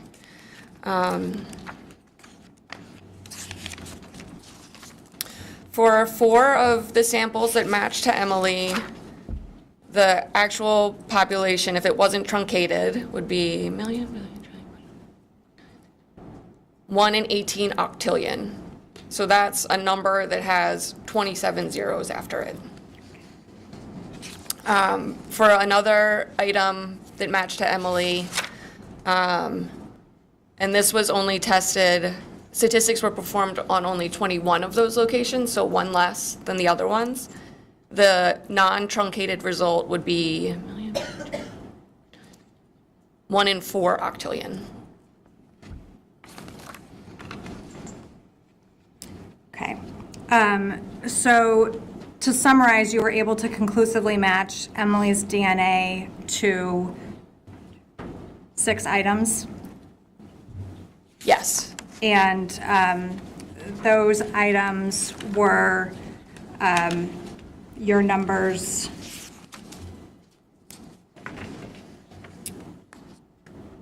item A10, which was a swab from a mattress. Yes. You were also able to conclusively match to the saw blade, which was item A12, or I'm sorry, A13. Yes. And then the reddish brown stain on the underside of the shower, which was item A14. Yes. And then 3 saw blades. Is that correct? We have, Oh, I'm sorry, knives. A15, Yes. A16, Yes. and A17.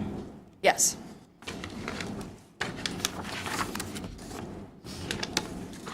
I don't have any other questions, thank you. No questions, thank you. Okay.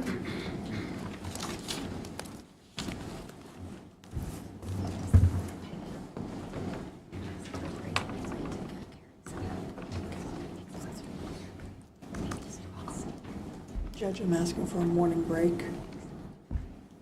We have to set up technology for our next witness anyway. We'll take a 15-minute morning break. Thank you. All right.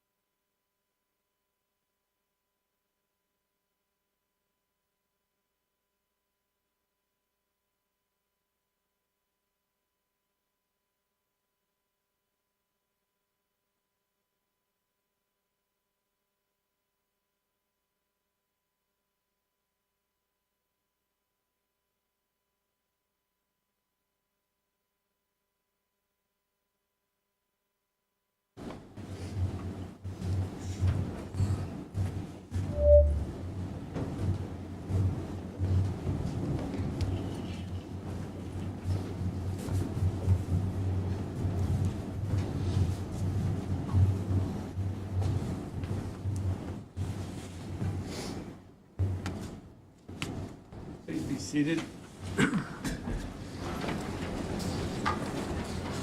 Jury's back after our morning break. And in the matter of State versus Joseph Ferlazzo Jr., and we'll resume. Thank you, Judge. The state calls Detective Sergeant Carrie Fiore. Raise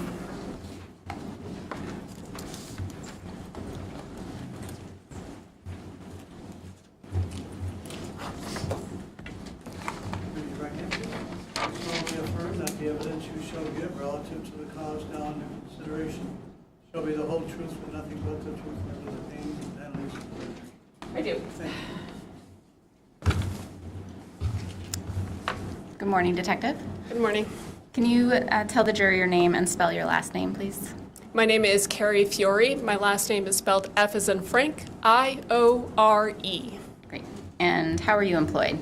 I'm currently with the Vermont State Police, assigned to the Technology Investigation Unit. Okay. How long have you been with the Vermont State Police? Since 2007. Were you in any prior law enforcement before that? I was a dispatcher for a couple years prior to. Okay. How long have you been with the technology unit? Since 2017. And do you have specialized training for this position? Yes. What is that? I am a Celebrite certified premium operator. I have also additional training in mobile device digital forensics.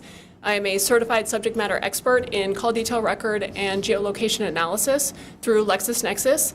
I've also attended additional training for that as well, including a 40-hour basic course and the SME course. I am a member of the National Domestic Communications Assistance Center Law Enforcement Technical Forum, which is a biannual conference where technical investigators get together and we're able to meet with different providers for kind of a Q&A moment with them. I've continued additional conferences in various different types of digital forensics and call detail record and geolocation analysis. Okay. How often are you attending trainings? Multiple times a year. Okay. And as a member of the TIU, what does TIU stand for again? Technology Investigation Unit. Okay. And as a member of the TIU, what are your general duties? Again, I'm a trained digital forensic examiner for mobile devices, but my primary specialty is in call detail record and geolocation analysis. Okay. And what type of location data do you analyze?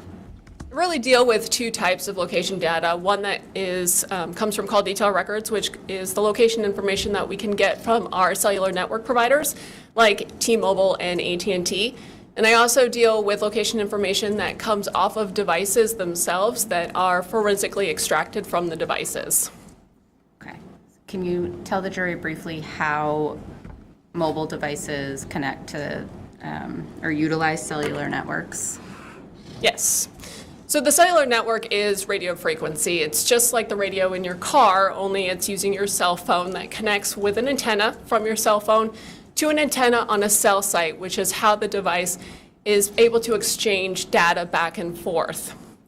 Those cell sites, we kind of traditionally think of them as the big tall towers. That's what we used to refer to them as, that also have antennas. Nowadays, we can see those cell sites really are much smaller and can be on the sides of buildings or on top of street posts. The device is always communicating with the cellular network, and that's really designed so that when a user wants to do something on their cell phone, like make a phone call or send a text message or check the latest TikTok video, that phone is already connected to the network and can do what it's asked to do, and the user doesn't have to wait for that to happen. So as part of making sure that that occurs, the cell phone is always making sure it knows where the best serving cell site is, and the cellular network is always making sure it knows where the cell phone is so that it can provide the best network. When a cell site isn't providing that best quality signal, then it's going to hand off to another cell site which is going to provide that best quality signal. Okay, so someone doesn't have to actually be using their phone in order for their phone to be communicating with these towers. Is that accurate? Correct. Okay. Can you explain to the jury what a call detail record is, a CDR? So call detail records are business records. It's data and records that the cellular network providers are going to keep in the course of their regular business needs. They do it for a couple of reasons. At a most basic level, it's so that they know what they're billing their subscribers for. How many phone calls did they make? How many messages did they send? At a more advanced level, they're actually using these records because they are assessing where the devices are on the network all the time, and that's called ranging data. We refer to it as distance to tower. And those records are engineering records so that they can constantly assess how the network is performing. Okay. So is there location data that comes from the carrier that is separate from the records that you get from the actual device? Yes. Okay, and what are some examples of that? So what we get from the call detail records are going to be the cell site connections, what cell site was utilized in order to complete an action. And we know where those cell sites are because we get a cell site list from the carrier. The device itself is actually also trying to know where it is at all times, and that's to enhance the user experience. So take, for example, an iPhone. That device is always going to know where it is in space, if you will, so that when the user wants to do something like check the weather in their hometown, it already knows where it is. It doesn't have to wait for that device to figure it out, and then it can load up that right now it's in Burlington, Vermont. From that, there's also additional location information that can come off the phone because it's taking all of that raw location information that we call cached locations, and it's interpreting it, and it will start to apply kind of categorical information to it. For example, all of the raw location information might be here at the courthouse right now. So an iPhone might say, well, this is a significant location to me right now because I haven't moved. I've stayed at the courthouse. It also might interpret where a car is parked, even if that car or that device is not connected with a car. Based on the totality of the information, it might say, well, I was driving and now I'm stopped and therefore a car was parked somewhere. Okay, so just as that last example you gave, if somebody has parked, when you go back in, it'll actually tell you where you parked your car, is that right? Yes, you can see some of that information within the settings of the device. Okay, so then how do you analyze this data once you receive it from the carrier? So I use a program that's called LexisNexis Accurate Tracks, and I'm able to take the different types and the different sources of location information and process it using this tool. And what this tool does is it creates a map that I can use Google Earth, which is pretty standard on everybody's computer, to be able to navigate through the location information from the different sources. In order to do that, I need those cell site lists that I can get from the carrier so I know where the cell sites are located at. Once I've created those maps, excuse me, I'll validate it to make sure that it's been processed correctly and everything's showing correctly. And then when I conduct my analysis, I'm really kind of looking for a couple of things. I'm looking for how that device is utilizing a cellular network, patterns that it's displaying, times when it's moving versus times when it's not. And that's all conducted through looking at maps. Okay.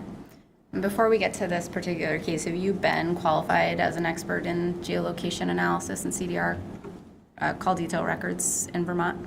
Yes. Okay. Judge, the state would move to qualify her as a subject matter expert. I'll do it if there's no objection. There's no objection. Thank you. Thank you. Qualified. Okay, so did you do a geolocation analysis in this case? Yes. And what was the time frame that you were analyzing? I primarily focused in on October 15th through the 19th. Okay. And why did you focus on those days?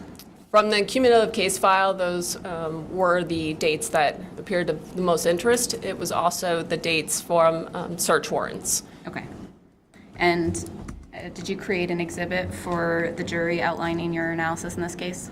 Yes. Okay. And is this it? Yes. It's marked as States 115. Judge, the state would move to admit States 115. Objection. State 115 is admitted without objection. And States 126 is the final stipulation for the court to read.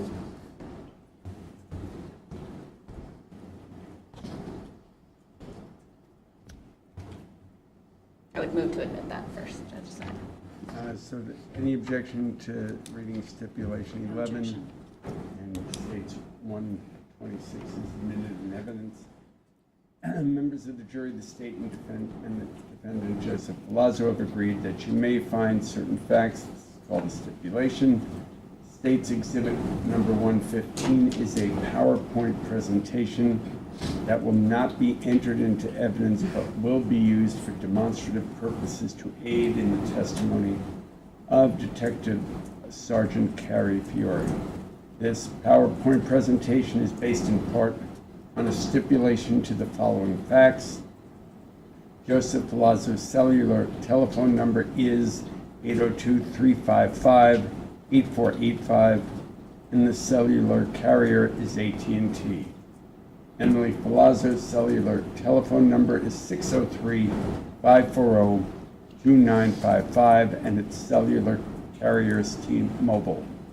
Further, the phone records related to 1, these telephone numbers, 2, Joseph Ferlazzo's iPhone, as well as any 3 Facebook records, were all received through valid search warrants, and the authentication of the records and data received from each is not being challenged. As with any evidence in this trial, you must decide what weight you will give this statement. 126 is admitted. So, Detective Fiore, what data sources did you use in order to create this So for this exhibit, I used the T-Mobile records for Emily's number ending in 2955. I used a singular Facebook location that came from the Facebook account Ember.Schwartz. That was also for Emily. For Joseph, I used the AT&T records for the phone number ending in 8485, as well as the device extraction that came from an iPhone, which was evidence item number 14. Okay. And all of the data that you used for these analysis was gained through search warrants, is that correct? Yes, this is a list of all of the files that were obtained via search warrants that were utilized for this exhibit. Okay. And did you use this data to generate maps included in this exhibit? Yes. And what are we going to see? What is the jury going to see on these slides? So up in the upper right-hand corner is going to be kind of a key. So all of the data from the different sources is color-coded. So anything that's red is associated with those AT&T records for Joseph. Anything that's pink is associated with the iPhone, evidence item 14. Everything that is blue is associated with the T-Mobile records for Emily. As there was only one Facebook location, it is also colored blue, but it is not listed on here. All of the locations of interest are designated by icons. The legend is over on the right-hand side to show what those icons are in reference to. Again, this is Google Earth. This is the program that I use to look at these maps. Up in the upper left-hand corner is going to be a timeline slider. This is going to move throughout the presentation. It's going to represent the time frame that is being displayed on the map at that given time. For the most part, this is going to be in about a 5-minute increment, but there's a couple of times where it's going to fluctuate throughout the exhibit. Okay.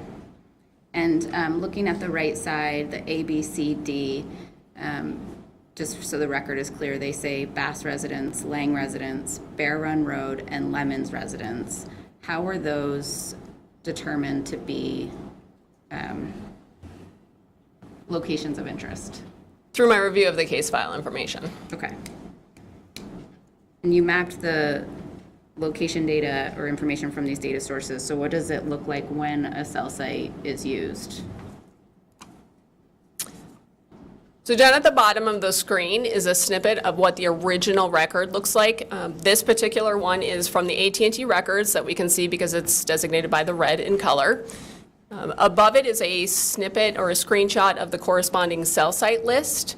So when I'm looking at these records, over on the left-hand side is going to be the transactional information. This is a voice call that's showing up here on the screen. There's a date, a time, a to, a from, and how long it lasts. There's going to be a call bubble that associates that same information. The difference is that it's going to be converted into local time, whereas the original record is in time code universal, so it is converted. In the middle there is the IMEI. This is like the serial number of the device. So this is the serial number of the device that was using the AT&T network. During my analysis, I did coordinate this with item number 14 to show that it is the same device. For every cell site, there's going to be an identifier, and then there's that location, like I previously testified to, that we know the locations of them. The location of the cell site is going to be represented by that push pin on the map. That's where that cell site is physically located. There's a line that kind of goes up the middle there. That's called the azimuth. That's just basically the direction that cell site is pointing. These cell sites are pointed in, and if you imagine like a clock, they're pointed at an orientation that's in degrees.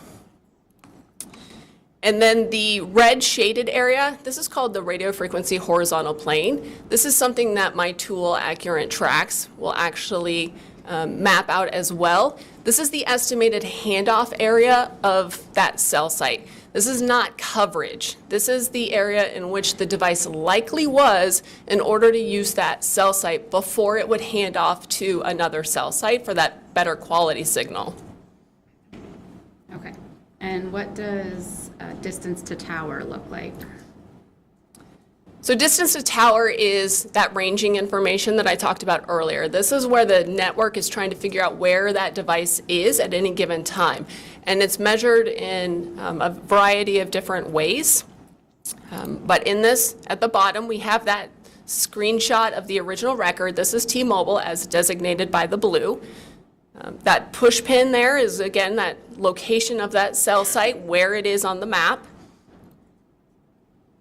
Our azimuth is depicted on here, which way that cell site was pointed at that time. And then there's a distance from the cell site. In this case, in this example, it's 3.01 miles away from the cell site. That's what that arc represents. That arc is 3.01 miles away from the cell site. So for distance to tower, what I'm looking at is that device is somewhere along that arc. So what does the location information from the device look like on a map? So from the device itself, it's going to be colored in pink. This is an example of a trip.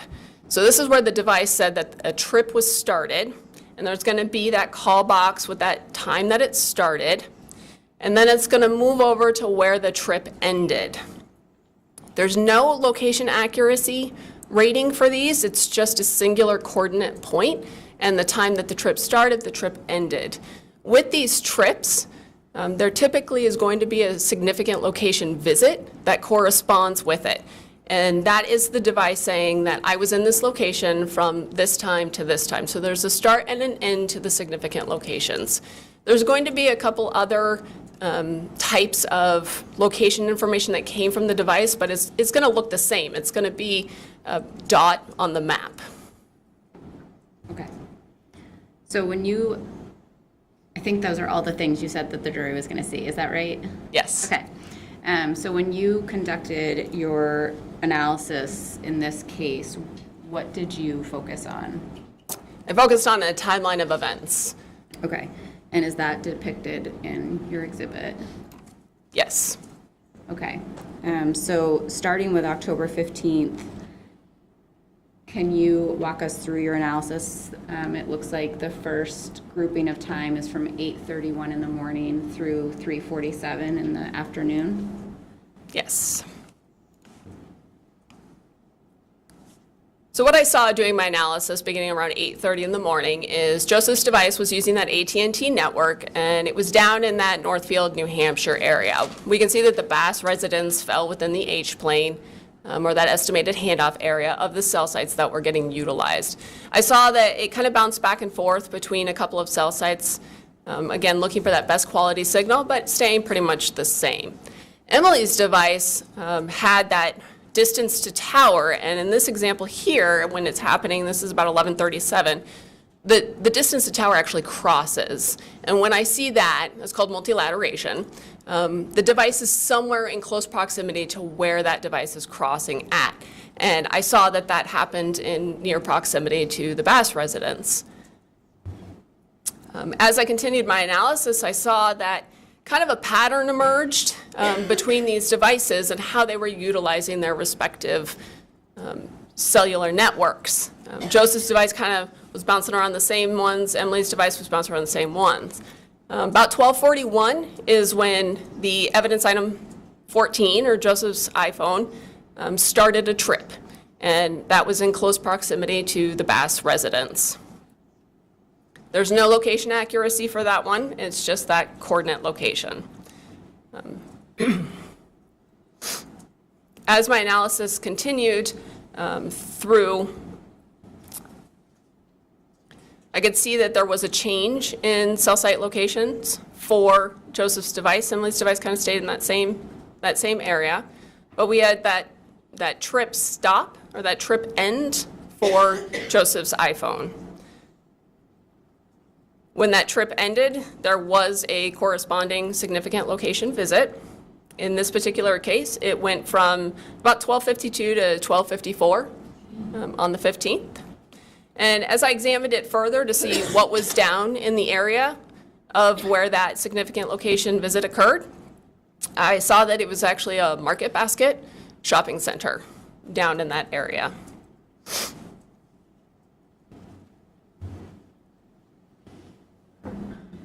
So after that significant location visit ended, a new trip was started. And moving forward, I saw that the device moved back to the area of the Bass residence. And that cell site information, again, I kind of saw the changes in the cell sites, and it went back to that earlier pattern that I had seen previously when item 14 was in the area of the Bass residence. This significant location visit was from 13:08 until 15:45 on the 15th. So I saw that that device had been there for a while. And going through the cell site activity and how the cellular network was, it was pretty much the pattern that I saw. These devices weren't moving around. It was the same cell site usage, and I saw the same network activity for both of the devices. And that lasted until about 15:45. Around 15:45 to 15:47 is when I saw a change. Over on the left-hand side, I can actually see that distance to tower has a distinctive change as those distances got shorter, and that occurred at the same time that a trip was started on item 14. So in my analysis, I saw this as the beginning of movement. Okay. And so were you able to determine where the devices went at approximately 3:47 on Friday the 15th? Yes. Okay, so it looks like the next timeline you have is from 3:47 p.m. to 6:45 p.m. Is that right? Yes. And so you're going to sort of do the same thing you just did, but for that 3-hour time frame? Yes. Okay, go ahead. So once I saw that movement start, then I began to see both of the devices had a shift in cell site usage over to the west. And this is clear to me that this is now devices that are moving. As they continued to move west, it got a little busy. There was a lot of activity. Depends on the area that they're in for why there might be more. But overall, they're definitely shifting to the west. A little bit, about 4:29-ish. Item 14 had a trip that ended, and with that trip ending, there was also that significant location visit that lasted from 16:29 to 16:33. These also fell within the H-planes of the cell site usage at the time, corroborating everything. When I went to examine it further to see what was in the area of that significant location visit, I saw that there was a gas station. I believe that this was in the Andover, New Hampshire area. As I continued with my analysis, I watched that cell site usage continue to change. It was a clear pattern of movement between both devices as they started to move to the west. There was a trip that was started on item 14, and then I saw the cell site usage reflect that those devices were moving in the same pattern of travel. They went up to the Lebanon, New Hampshire area. That trip that had started previously is now ended. And I can see that that trip occurs, the coordinate location for that trip occurs in close proximity to where the distance to tower was. A significant location visit was triggered from 1722 until 1729 hours. And when I examined the area further, because both devices were in that same area, I could see it was a shopping center. The location information was kind of in that whole parking lot. There's a Target there, there was a Supercuts.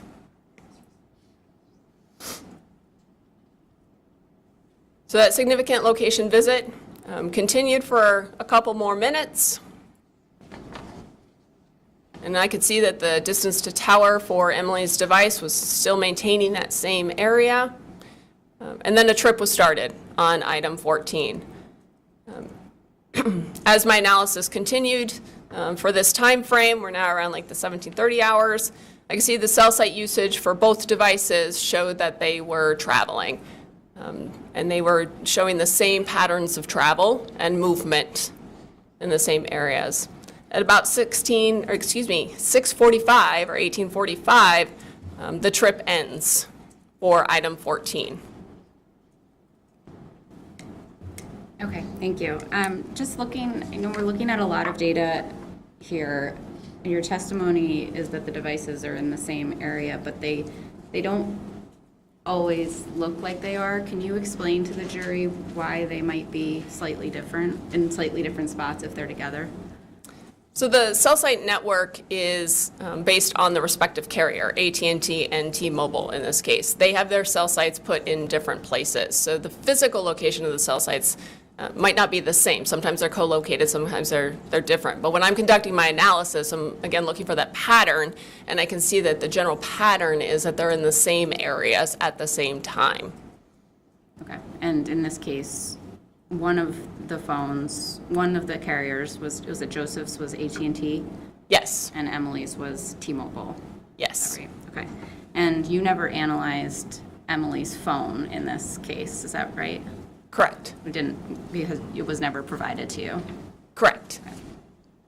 Okay, so this trip appears to have ended at approximately 6:45 on Friday, the 15th. Where are the devices now? So when I look at this now, about 6:45, that trip has ended. There's a significant location visit. I can see that significant location visit falls along Emily's distance to tower, again, showing that they're in the same area. This visit was from 6:45 until 6:57. And when I went to examine the area a little bit further, this is the Waterbury, Vermont area. And I can see that Crossroads Deli is in that same area of where that device was. Okay, and are you able to tell where it goes from here? Yes. So they're there for a little bit of time. When that significant location visit ends, then we'll see that trip start, or I saw that trip start. And then there's going to be a shift in the cell site usage. So I can see the trip started. And when I'm looking for movement, again, I'm looking for that cell site location usage, and I saw that shift happen over to the west now. I saw that these devices then were utilizing a cell site over in the Bolton, Waterbury-ish area, but together the H-planes and that distance to tower were showing that they were in the same area, and that trip ended falling within all of the cellular network data. Okay, and we see that there is a C in the kind of middle of this red space, and that is Bear Run Road, is that correct? Yes. Okay. Were you able to, do you have anything else on that point? Yes. Okay. So at about 1919 is when that trip ended and that significant location visit started. When I start to look in further, I can see that that falls along Bear Run Road. That significant location visit for Joseph's device went from 1919 on the 15th until 12:04 the next day on the 16th. So overnight hours. And what happened with the devices in the area of Bear Run in that time frame? So they kind of kept showing the same cell site usage throughout the evening. Again, I'm looking for those patterns, and I'm showing that devices are just not moving around. At 2013 was when Emily's Facebook account had her last message, and so her distance to tower at that time was consistent with that Bear Run Road area. They're not moving around. The cell site usage just kept going on the same and same. At 2139 or 939 is an outgoing message from Joseph's device to the phone number ending in 7611. But the cell site information is still showing that these devices aren't moving around. They're still in the same area. They're utilizing the network in the same way. And that continues at 10:14 or 22:14 hours is the singular Facebook location information that I had, which when mapped also indicated that the device was in the Bear Run Road area. It fell along the distance to tower arcs from Emily's T-Mobile call detail records. So all of this together is just showing that corroboration between multiple different sources, which is what I use in my analysis. And that same pattern continued up and through midnight. Okay, so we are now at midnight on October 15th, Friday, October 15th. So it looks like the next timeline event is October 16th from midnight through 3:40 a.m. Is that correct? Yes. Okay. And so what happened with the devices starting at midnight on the 16th? So the timeline slider is actually going a little slow now. Sometimes it goes fast, sometimes it goes slow. The reason it's going slow is because as I'm going through my analysis, I noticed that I stopped having cell site information for Joseph's device. When I looked into the item 14, I found that at midnight 01, the iPhone was powered off. Emily's device continued to utilize the T-Mobile network. Again, I'm looking at those same arcs. They're static, they're not moving around, they're not changing cell sites. And then at 1 o'clock in the morning is the last time that Emily's device connected with the T-Mobile network. So I went a little bit of time. I did not have any cell site usage for either device. And this continued until about 2:10 in the morning, or excuse me, 1:35 in the morning, it was powered back on. There's a brief little amount of time that it was roaming on another network, so I still didn't have anything mappable until it hit the AT&T network. Once it hit the AT&T network, I saw it was utilizing the same cell sites that it had been before. Again, looking at that pattern over and over again, seeing it the same way that I had been seeing it previously. And then at 2:10, the device was powered back off again.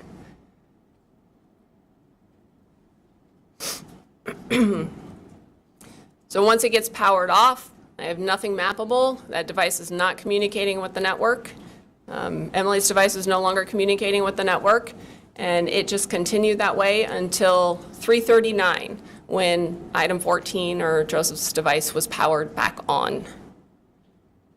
In all the data that you reviewed for the full 4 days, did you ever see any other times where the device was powered off or on? No. It's just between midnight and 3:40 a.m. on Friday night into Saturday morning? Yes. After item 14, Joseph's phone was powered back on and the data resumed, what happened to the device? It looks like the next 3:40 a.m. to approximately noon. So once the device was powered back on, it showed that same pattern of cell site usage. So it's not moving around, it's not changing cell sites, it's just showing that same pattern. At 7:48, there was an outgoing message from item 14 to the phone number ending in 7611. Again, knowing that cell site usage is showing the same pattern, the device hasn't changed its location while it was sending that message. Moving forward, at 8:02, there was an outgoing message again to the 7611 number from the item 14. During that time, that cell site usage is showing that consistency. The timeline slider is going to open up, and the reason for this is because up until about 12:03, that device was not moving around enough to see any movement. So I opened it up to be able to see that it's a static pattern. This is also during the time that, from my events that I analyzed, that this is when they had gone to Maxie's restaurant, and Maxie's fell within the estimated handoff range, or that H-plane, of the cell sites that are being utilized. But there's not enough information for me to be able to narrow down the specific location of the device at this time. It's just that H-plane. Okay, so from your next timeline is around noon on the 16th, Saturday the 16th through 7 p.m. Can you tell the jury what the device was doing during that time? So at about noon 03 is when I started to see movement. There was a trip that was started from item 14. And then I saw that the cell sites that get utilized are going to shift. And I'm going to see that movement as they kind of move up towards the Franklin County area. And that trip is going to end. Again, that was during my analysis, a clear change from that static pattern of cell site usage to that movement. The significant location visit that happens is from 1301 until 1906, and I saw that occurred in near the location B, which is the Lang residence. So that device was there for several hours at the Lang residence. So during my analysis then, I started to look to see what the network activity was during that time. And I could see that pattern start to emerge again of just kind of the same cell site usage over and over again. At 109 or 1309 is an outgoing message to Emily's number from item 14. And I could see, again, that cell site usage now. That H-plane encompasses the Lang residence. So everything's kind of corroborating itself. There was an outgoing message to Emily's number at 120 or 1320.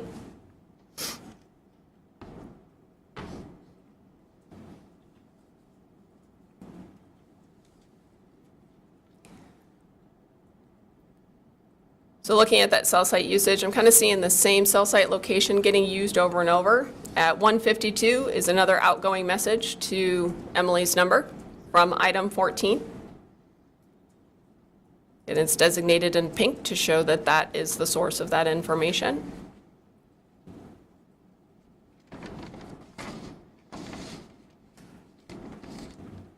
At 2:02 is an outgoing message to Emily's number from item 14. And I haven't seen during this time while I was doing my analysis, I didn't see a change in cell site usage. There's a second message to 2955 at 2:02 to Emily's number. I'm seeing that same cell site usage reflective of the Franklin County area. I don't have anything more specific at this point, but I do have that significant location visit. At 2:09 is an outgoing call from Joseph's number to Emily's number. See that device is just utilizing that same cell site location. It's covering the Franklin County area. I knew from the significant location visit that the phone thought it was still in the same place. At 2:35 was an outgoing call to Emily's number from Joseph's number.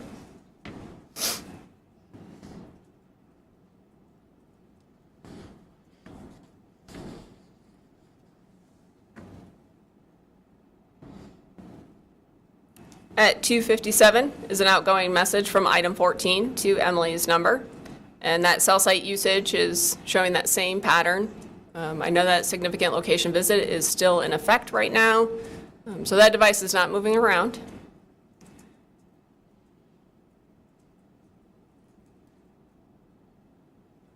And then at little after 3 is when item 14 had a new type of location information that I was able to map, and this is a parked car location. And this was at 1503. There's no location accuracy, but the coordinate location fell close to the Lang residence up on Meadowbrook Road. So it's all consistent. This is that pattern that I'm looking for when I do my analysis, is everything's kind of showing the same location.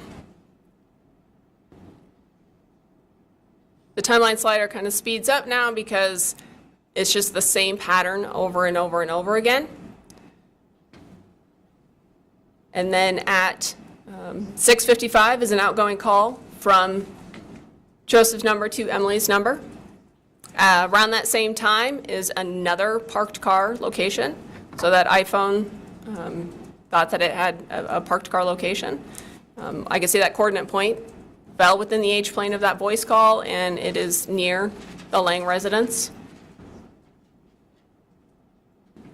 And then kind of moving forward in time, from item 14, I also saw some pictures that were taken, and the data from the pictures, it's called the EXIF data, show that they were created on the 16th at 1859 or 6:59, and they were of tattoos. Okay, thank you. Does the device, so this is ending at 6:59 p.m. on Saturday night, does the device stay at the Lang's residence overnight? Or does it move again? It moves. Okay, so where does the device go next? It looks like you have 6:59 p.m. to 8:38 as the next group. Yes. Okay, go ahead.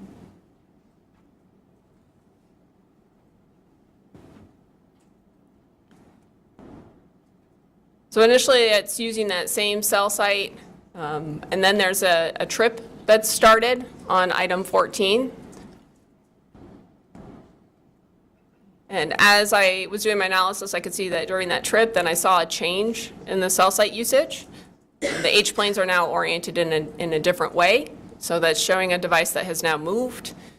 There is also the end of the trip, as well as a significant location visit. That visit occurred from 1915 until 2032. And when I examined it further to see what was in the area where that significant location visit occurred, I could see that it was down in St. Albans, and Twig's Restaurant, Gastropub, was in that area of where that significant location visit occurred.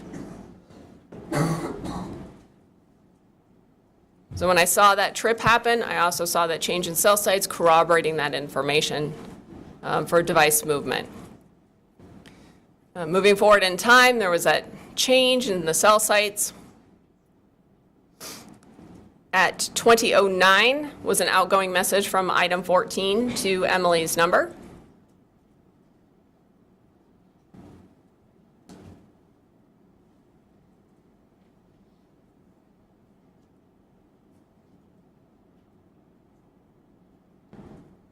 And then when that significant location visit ended, a new trip was started for item 14.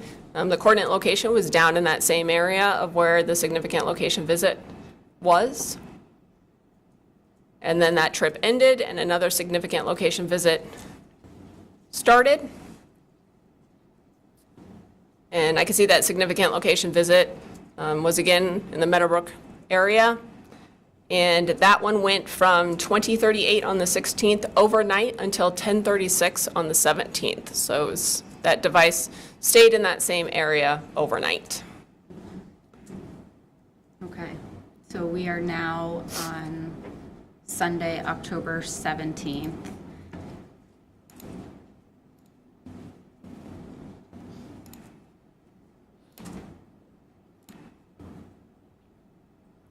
And is there a text message from Joseph's phone to Emily's the next morning?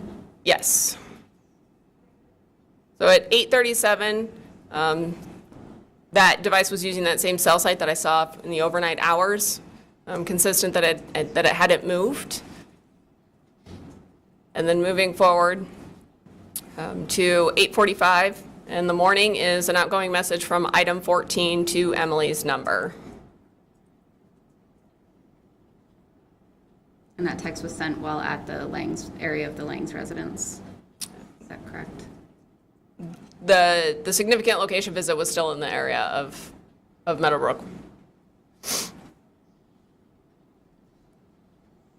Okay. And at some point, did the device start to move away from that area? Yes, What time did that occur? around 10:36. Okay. So it looks like the next block of time is 10:36 to 12:04? Yes, So 10:36 a.m. until around noon on Sunday, October 17th. yes. Okay. Tell the jury what happened with the device in that time. So at 10:36 is when a trip was started from item 14. And through my analysis, I could see that that device then traveled south based on the cell sites that were utilized. It left the Franklin County area, traveled south, and went down into the Burlington area. And I could see those cell sites started to kind of congregate in the Burlington area. The trip ends, and then a significant location visit was initiated. When I looked a little bit further, I could see that significant location visit fell within the H-plane of the cell sites that were getting utilized. This visit went from about 11:14 until 11:58 in the morning. And when I examined it further to see what was down in that area, it was Burlington area. And I could see that Muddy Waters was in that area of where that significant location visit occurred.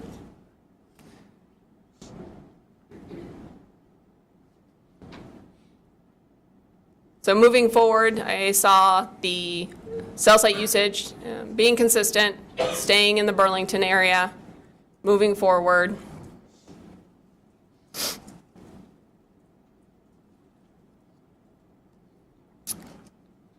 And then when a trip ended and another significant location visit started, it was a couple streets over, but still in the Burlington area. And this this visit lasted from 12:04 until 13:19 on the 17th. And when I went to look further to see what was in the area of where this significant location visit was, I could see that Henry's Diner was in that area.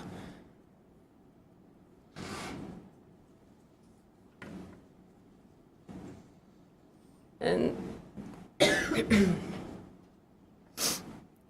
so overall, while the device was down in the Burlington area, those locations that came out of item 14 were consistent with the cell site usage.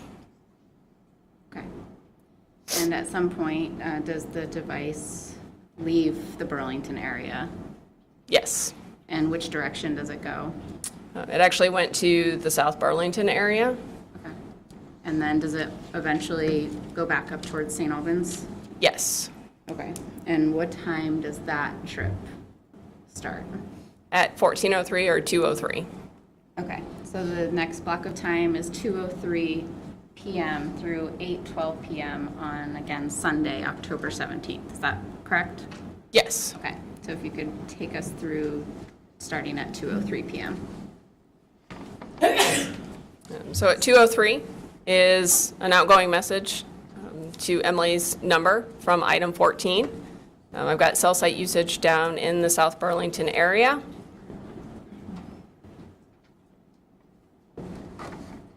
And then that trip is started in that same area. Again, those H-planes are consistent with that device information. And then I could see that those cell sites, again, showed that that device traveled back up to the Franklin County area. Because the cell sites that are getting utilized are changing in their locations. The trip ended. And then a significant location visit started at the time that that trip ended. And this visit went from 14:57 until 15:09 on the 17th. And when I examined further to see what was down in that area of where that visit occurred, I could see that this was the Hannaford's Plaza in St. Albans.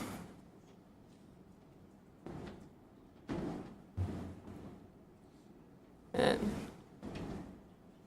so again, I can see that that visit fell within the H-plane. So everything is showing corroboration between the different sources of location information. A new trip was started, or will be started. And I can see those H-planes there. That cell site information starts to change. There's a shift. And then it goes over, kind of cell sites over on the eastern side. That trip is ended. And a significant location visit is initiated. And that significant location visit, again, is down on Meadowbrook. And this visit lasted from 15:20 on the 17th until 15:32 the next day on October 18th. Okay, so during that time frame, the device is not moving. The cell site activity was repeated. Okay, is anything happening time. on the phone during that time? Yes. So as we move forward in time, at 7:59 to 8 o'clock, there were actually 3 outgoing calls from Joseph's number to Emily's number, as well as an outgoing message to Emily's number from item 14. That cell site usage is the same as what I had seen previously. So it's just using the same cell sites over and over again. And then at 8:12 was an outgoing message from item 14 to Emily's number.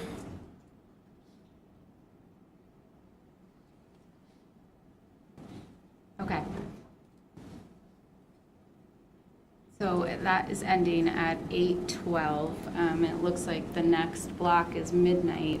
Is there anything of interest between 8:12 p.m. and midnight occurring on the phone? It was the same cell site usage over and over. Okay. And so we are now moving to midnight on the 18th, so Sunday night into Monday morning, from midnight to 10:25 a.m. Was there any activity on the phone during that time? Yes.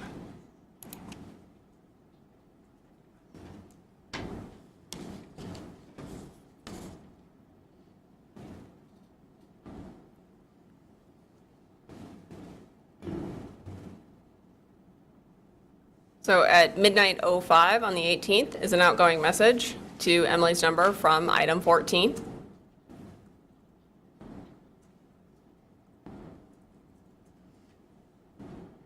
And this is all occurring during that significant location visit that was on Meadowbrook. The cell site usage is showing the same pattern. At 1:05 is another outgoing message to Emily's number from item 14.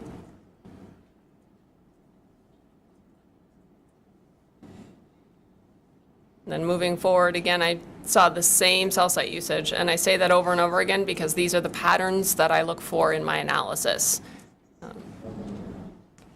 At 4:09 and 4:10 are outgoing voice calls from Joseph's number to Emily's number.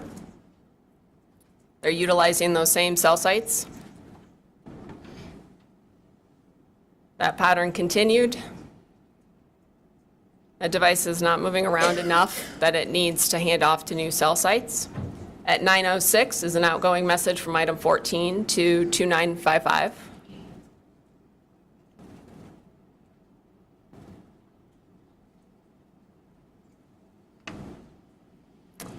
Also at 9:06, a couple seconds later, was an outgoing voice call from Joseph's number to Emily's number.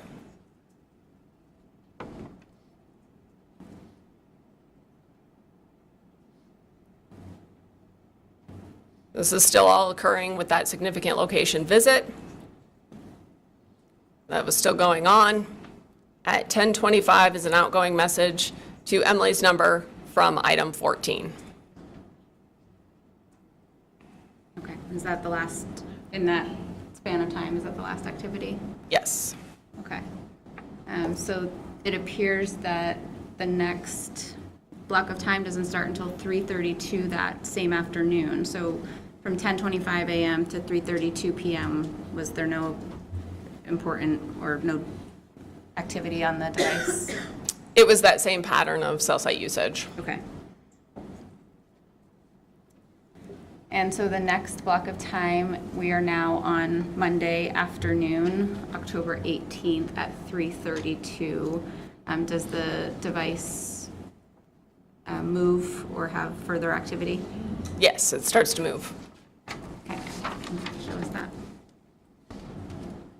So when that trip was started at about 3:32, it was started in the area of the Lang residence. It was on the Meadowbrook.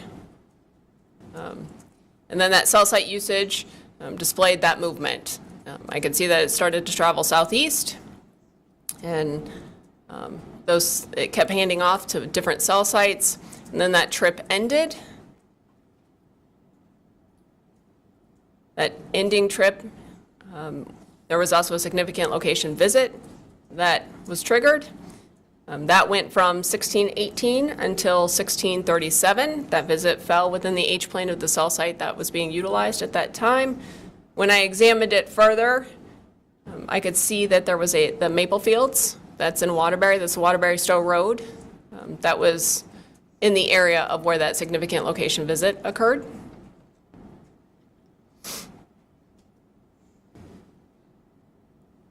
When that significant location visit ended,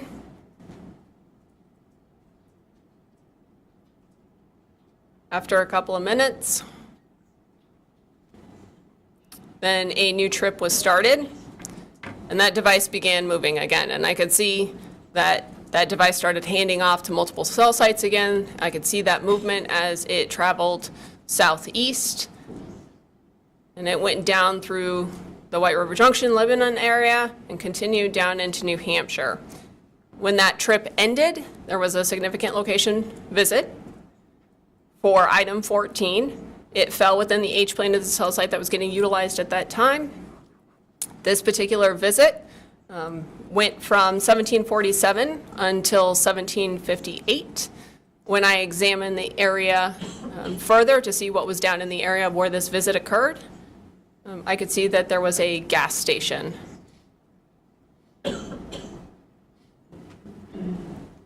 Down in this area. So that movement pattern was pretty clear to me. Definitely a change from that static pattern that I had seen earlier. And all of my data was being corroborated. The device then started to move again. And as I watched those cell sites start to move and hand off, there was another device location information that's going to pop up that falls within those H-planes. And that is sourced to Find My on the iPhone. It is not a stationary event like a parking event or a significant location visit. It's just a latitude and longitude that is sourced to the Find My. So the device ended up traveling over towards that Northfield area, getting into the general area around 625. And then it continued to utilize multiple cell sites. And then at about 6:35 is when I started to see the cell site pattern that I had seen back on the 15th, when that device was in the area of the Bass residence. And that was the pattern that stuck out to me. That lasted up until about 8:15 is when I saw a change in that pattern occur. And then there was a new item 14 location information that occurred.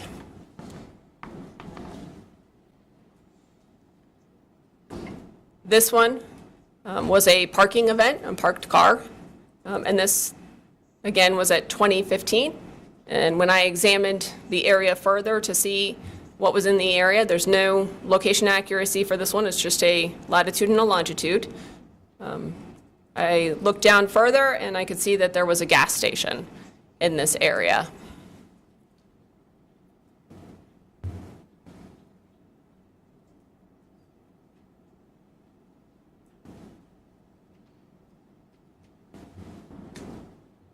Okay.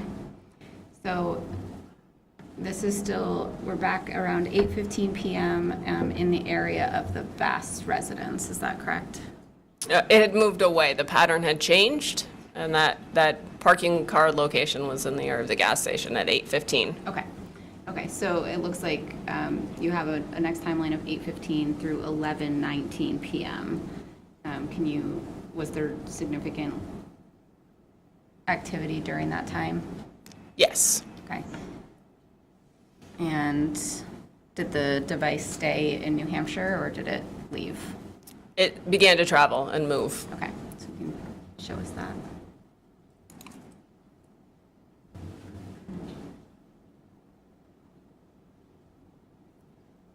Again, starting around 8:15 is when I saw that change in the pattern to show that device movement. I saw the cell site usage, again, was showing that it just was handing off to multiple cell sites as that device was moving around, traveled up north. Now it's in the Burlington area, and it continued north back up towards the Franklin County area. We're at about 11 o'clock at night. But this time I saw a change from that pattern that I had seen earlier. Now it was utilizing cell sites further east. This was a different pattern than what I had seen back when it was in the Meadowbrook area. This was at 2319 was an item 14. This is again a parked car location. And this fell within proximity of the Lemons residence. That's the icon D there, showing that was consistent with that change in cell site information that I had seen. Okay, so the device showed an arrival at the Lemons residence at approximately 11:19 p.m. on Monday, the 18th. There was a parked car location at 2319. Okay, at the Lemons residence, or near the Lemons residence. Okay. Is there, looks like quite a big jump. Is there mappable data from 11:19 through 3:02 a.m.? No. Okay. And why might that be, or why is that? The device was roaming on different wireless networks or cellular network carriers, and that's not anything that I could map from the information that I had. Meaning there wasn't any cell service? Is that? There was not AT&T. The device was not able to communicate with the AT&T network. It had to go to a different network in order to have service. Okay. And so when does the mapped data resume? At 3:02 on the 19th. Okay. And can you show us, it looks like 3:02 a.m. to 4:07 a.m. is the final timeline. Can you show us what happens during that time? So when the AT&T data resumed, the cell site usage resumed, it was that same cell site that it had left off at previously, over on the eastern side, and the Lemons residence fell within the H-plane. And my analysis saw that there was that shift in the cell site usage over to the west, went back over into the St. Albans area, and then at about 4:06 is when a cache location started. And this is that raw location data that I previously talked about, that the phone knows where it is. And that cache location, when I examined further to see what was in the area of where that cache location indicated that the device was, and I saw that that was the St. Albans barracks for the Vermont State Police. Okay. And what happens with the device after that?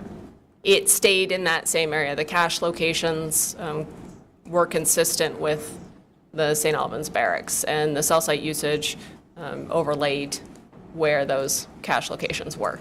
Okay. And are you aware of the circumstances that led the device to end up at the St. Albans Police Barracks? It's my understanding that it was in a Jeep that was transported from the Lemons residence to the barracks. Okay. Is that the final timeline that you have? Yes. So there was no other mappable data after that? For this, there was mappable data, it just was that same pattern Right. in the barracks. Okay, thank you. That's all the questions that I have. I have no questions. Okay, thank you. Thank you.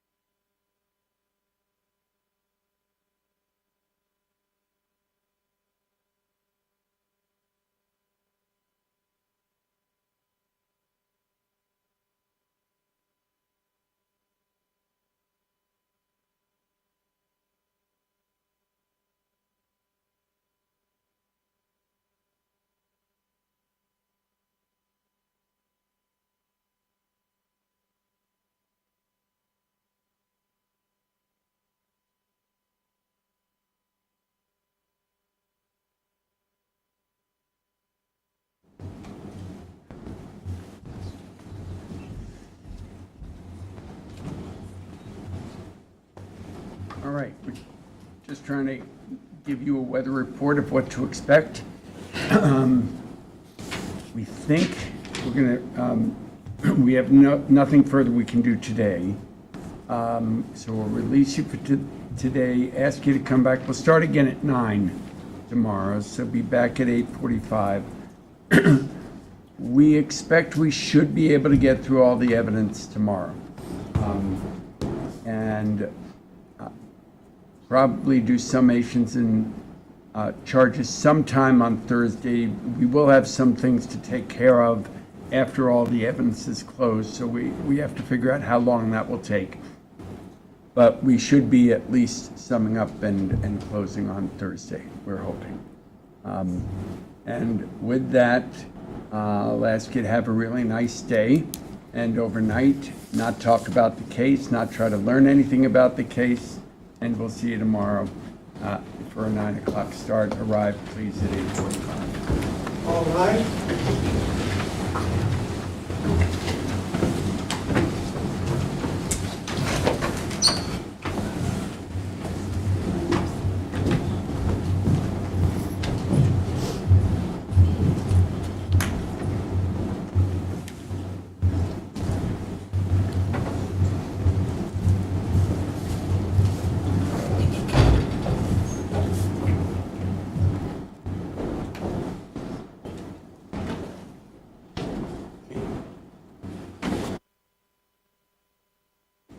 To address further today. No. No, Judge, thank you. Be here, be available at 8:30 if there's anything that comes up.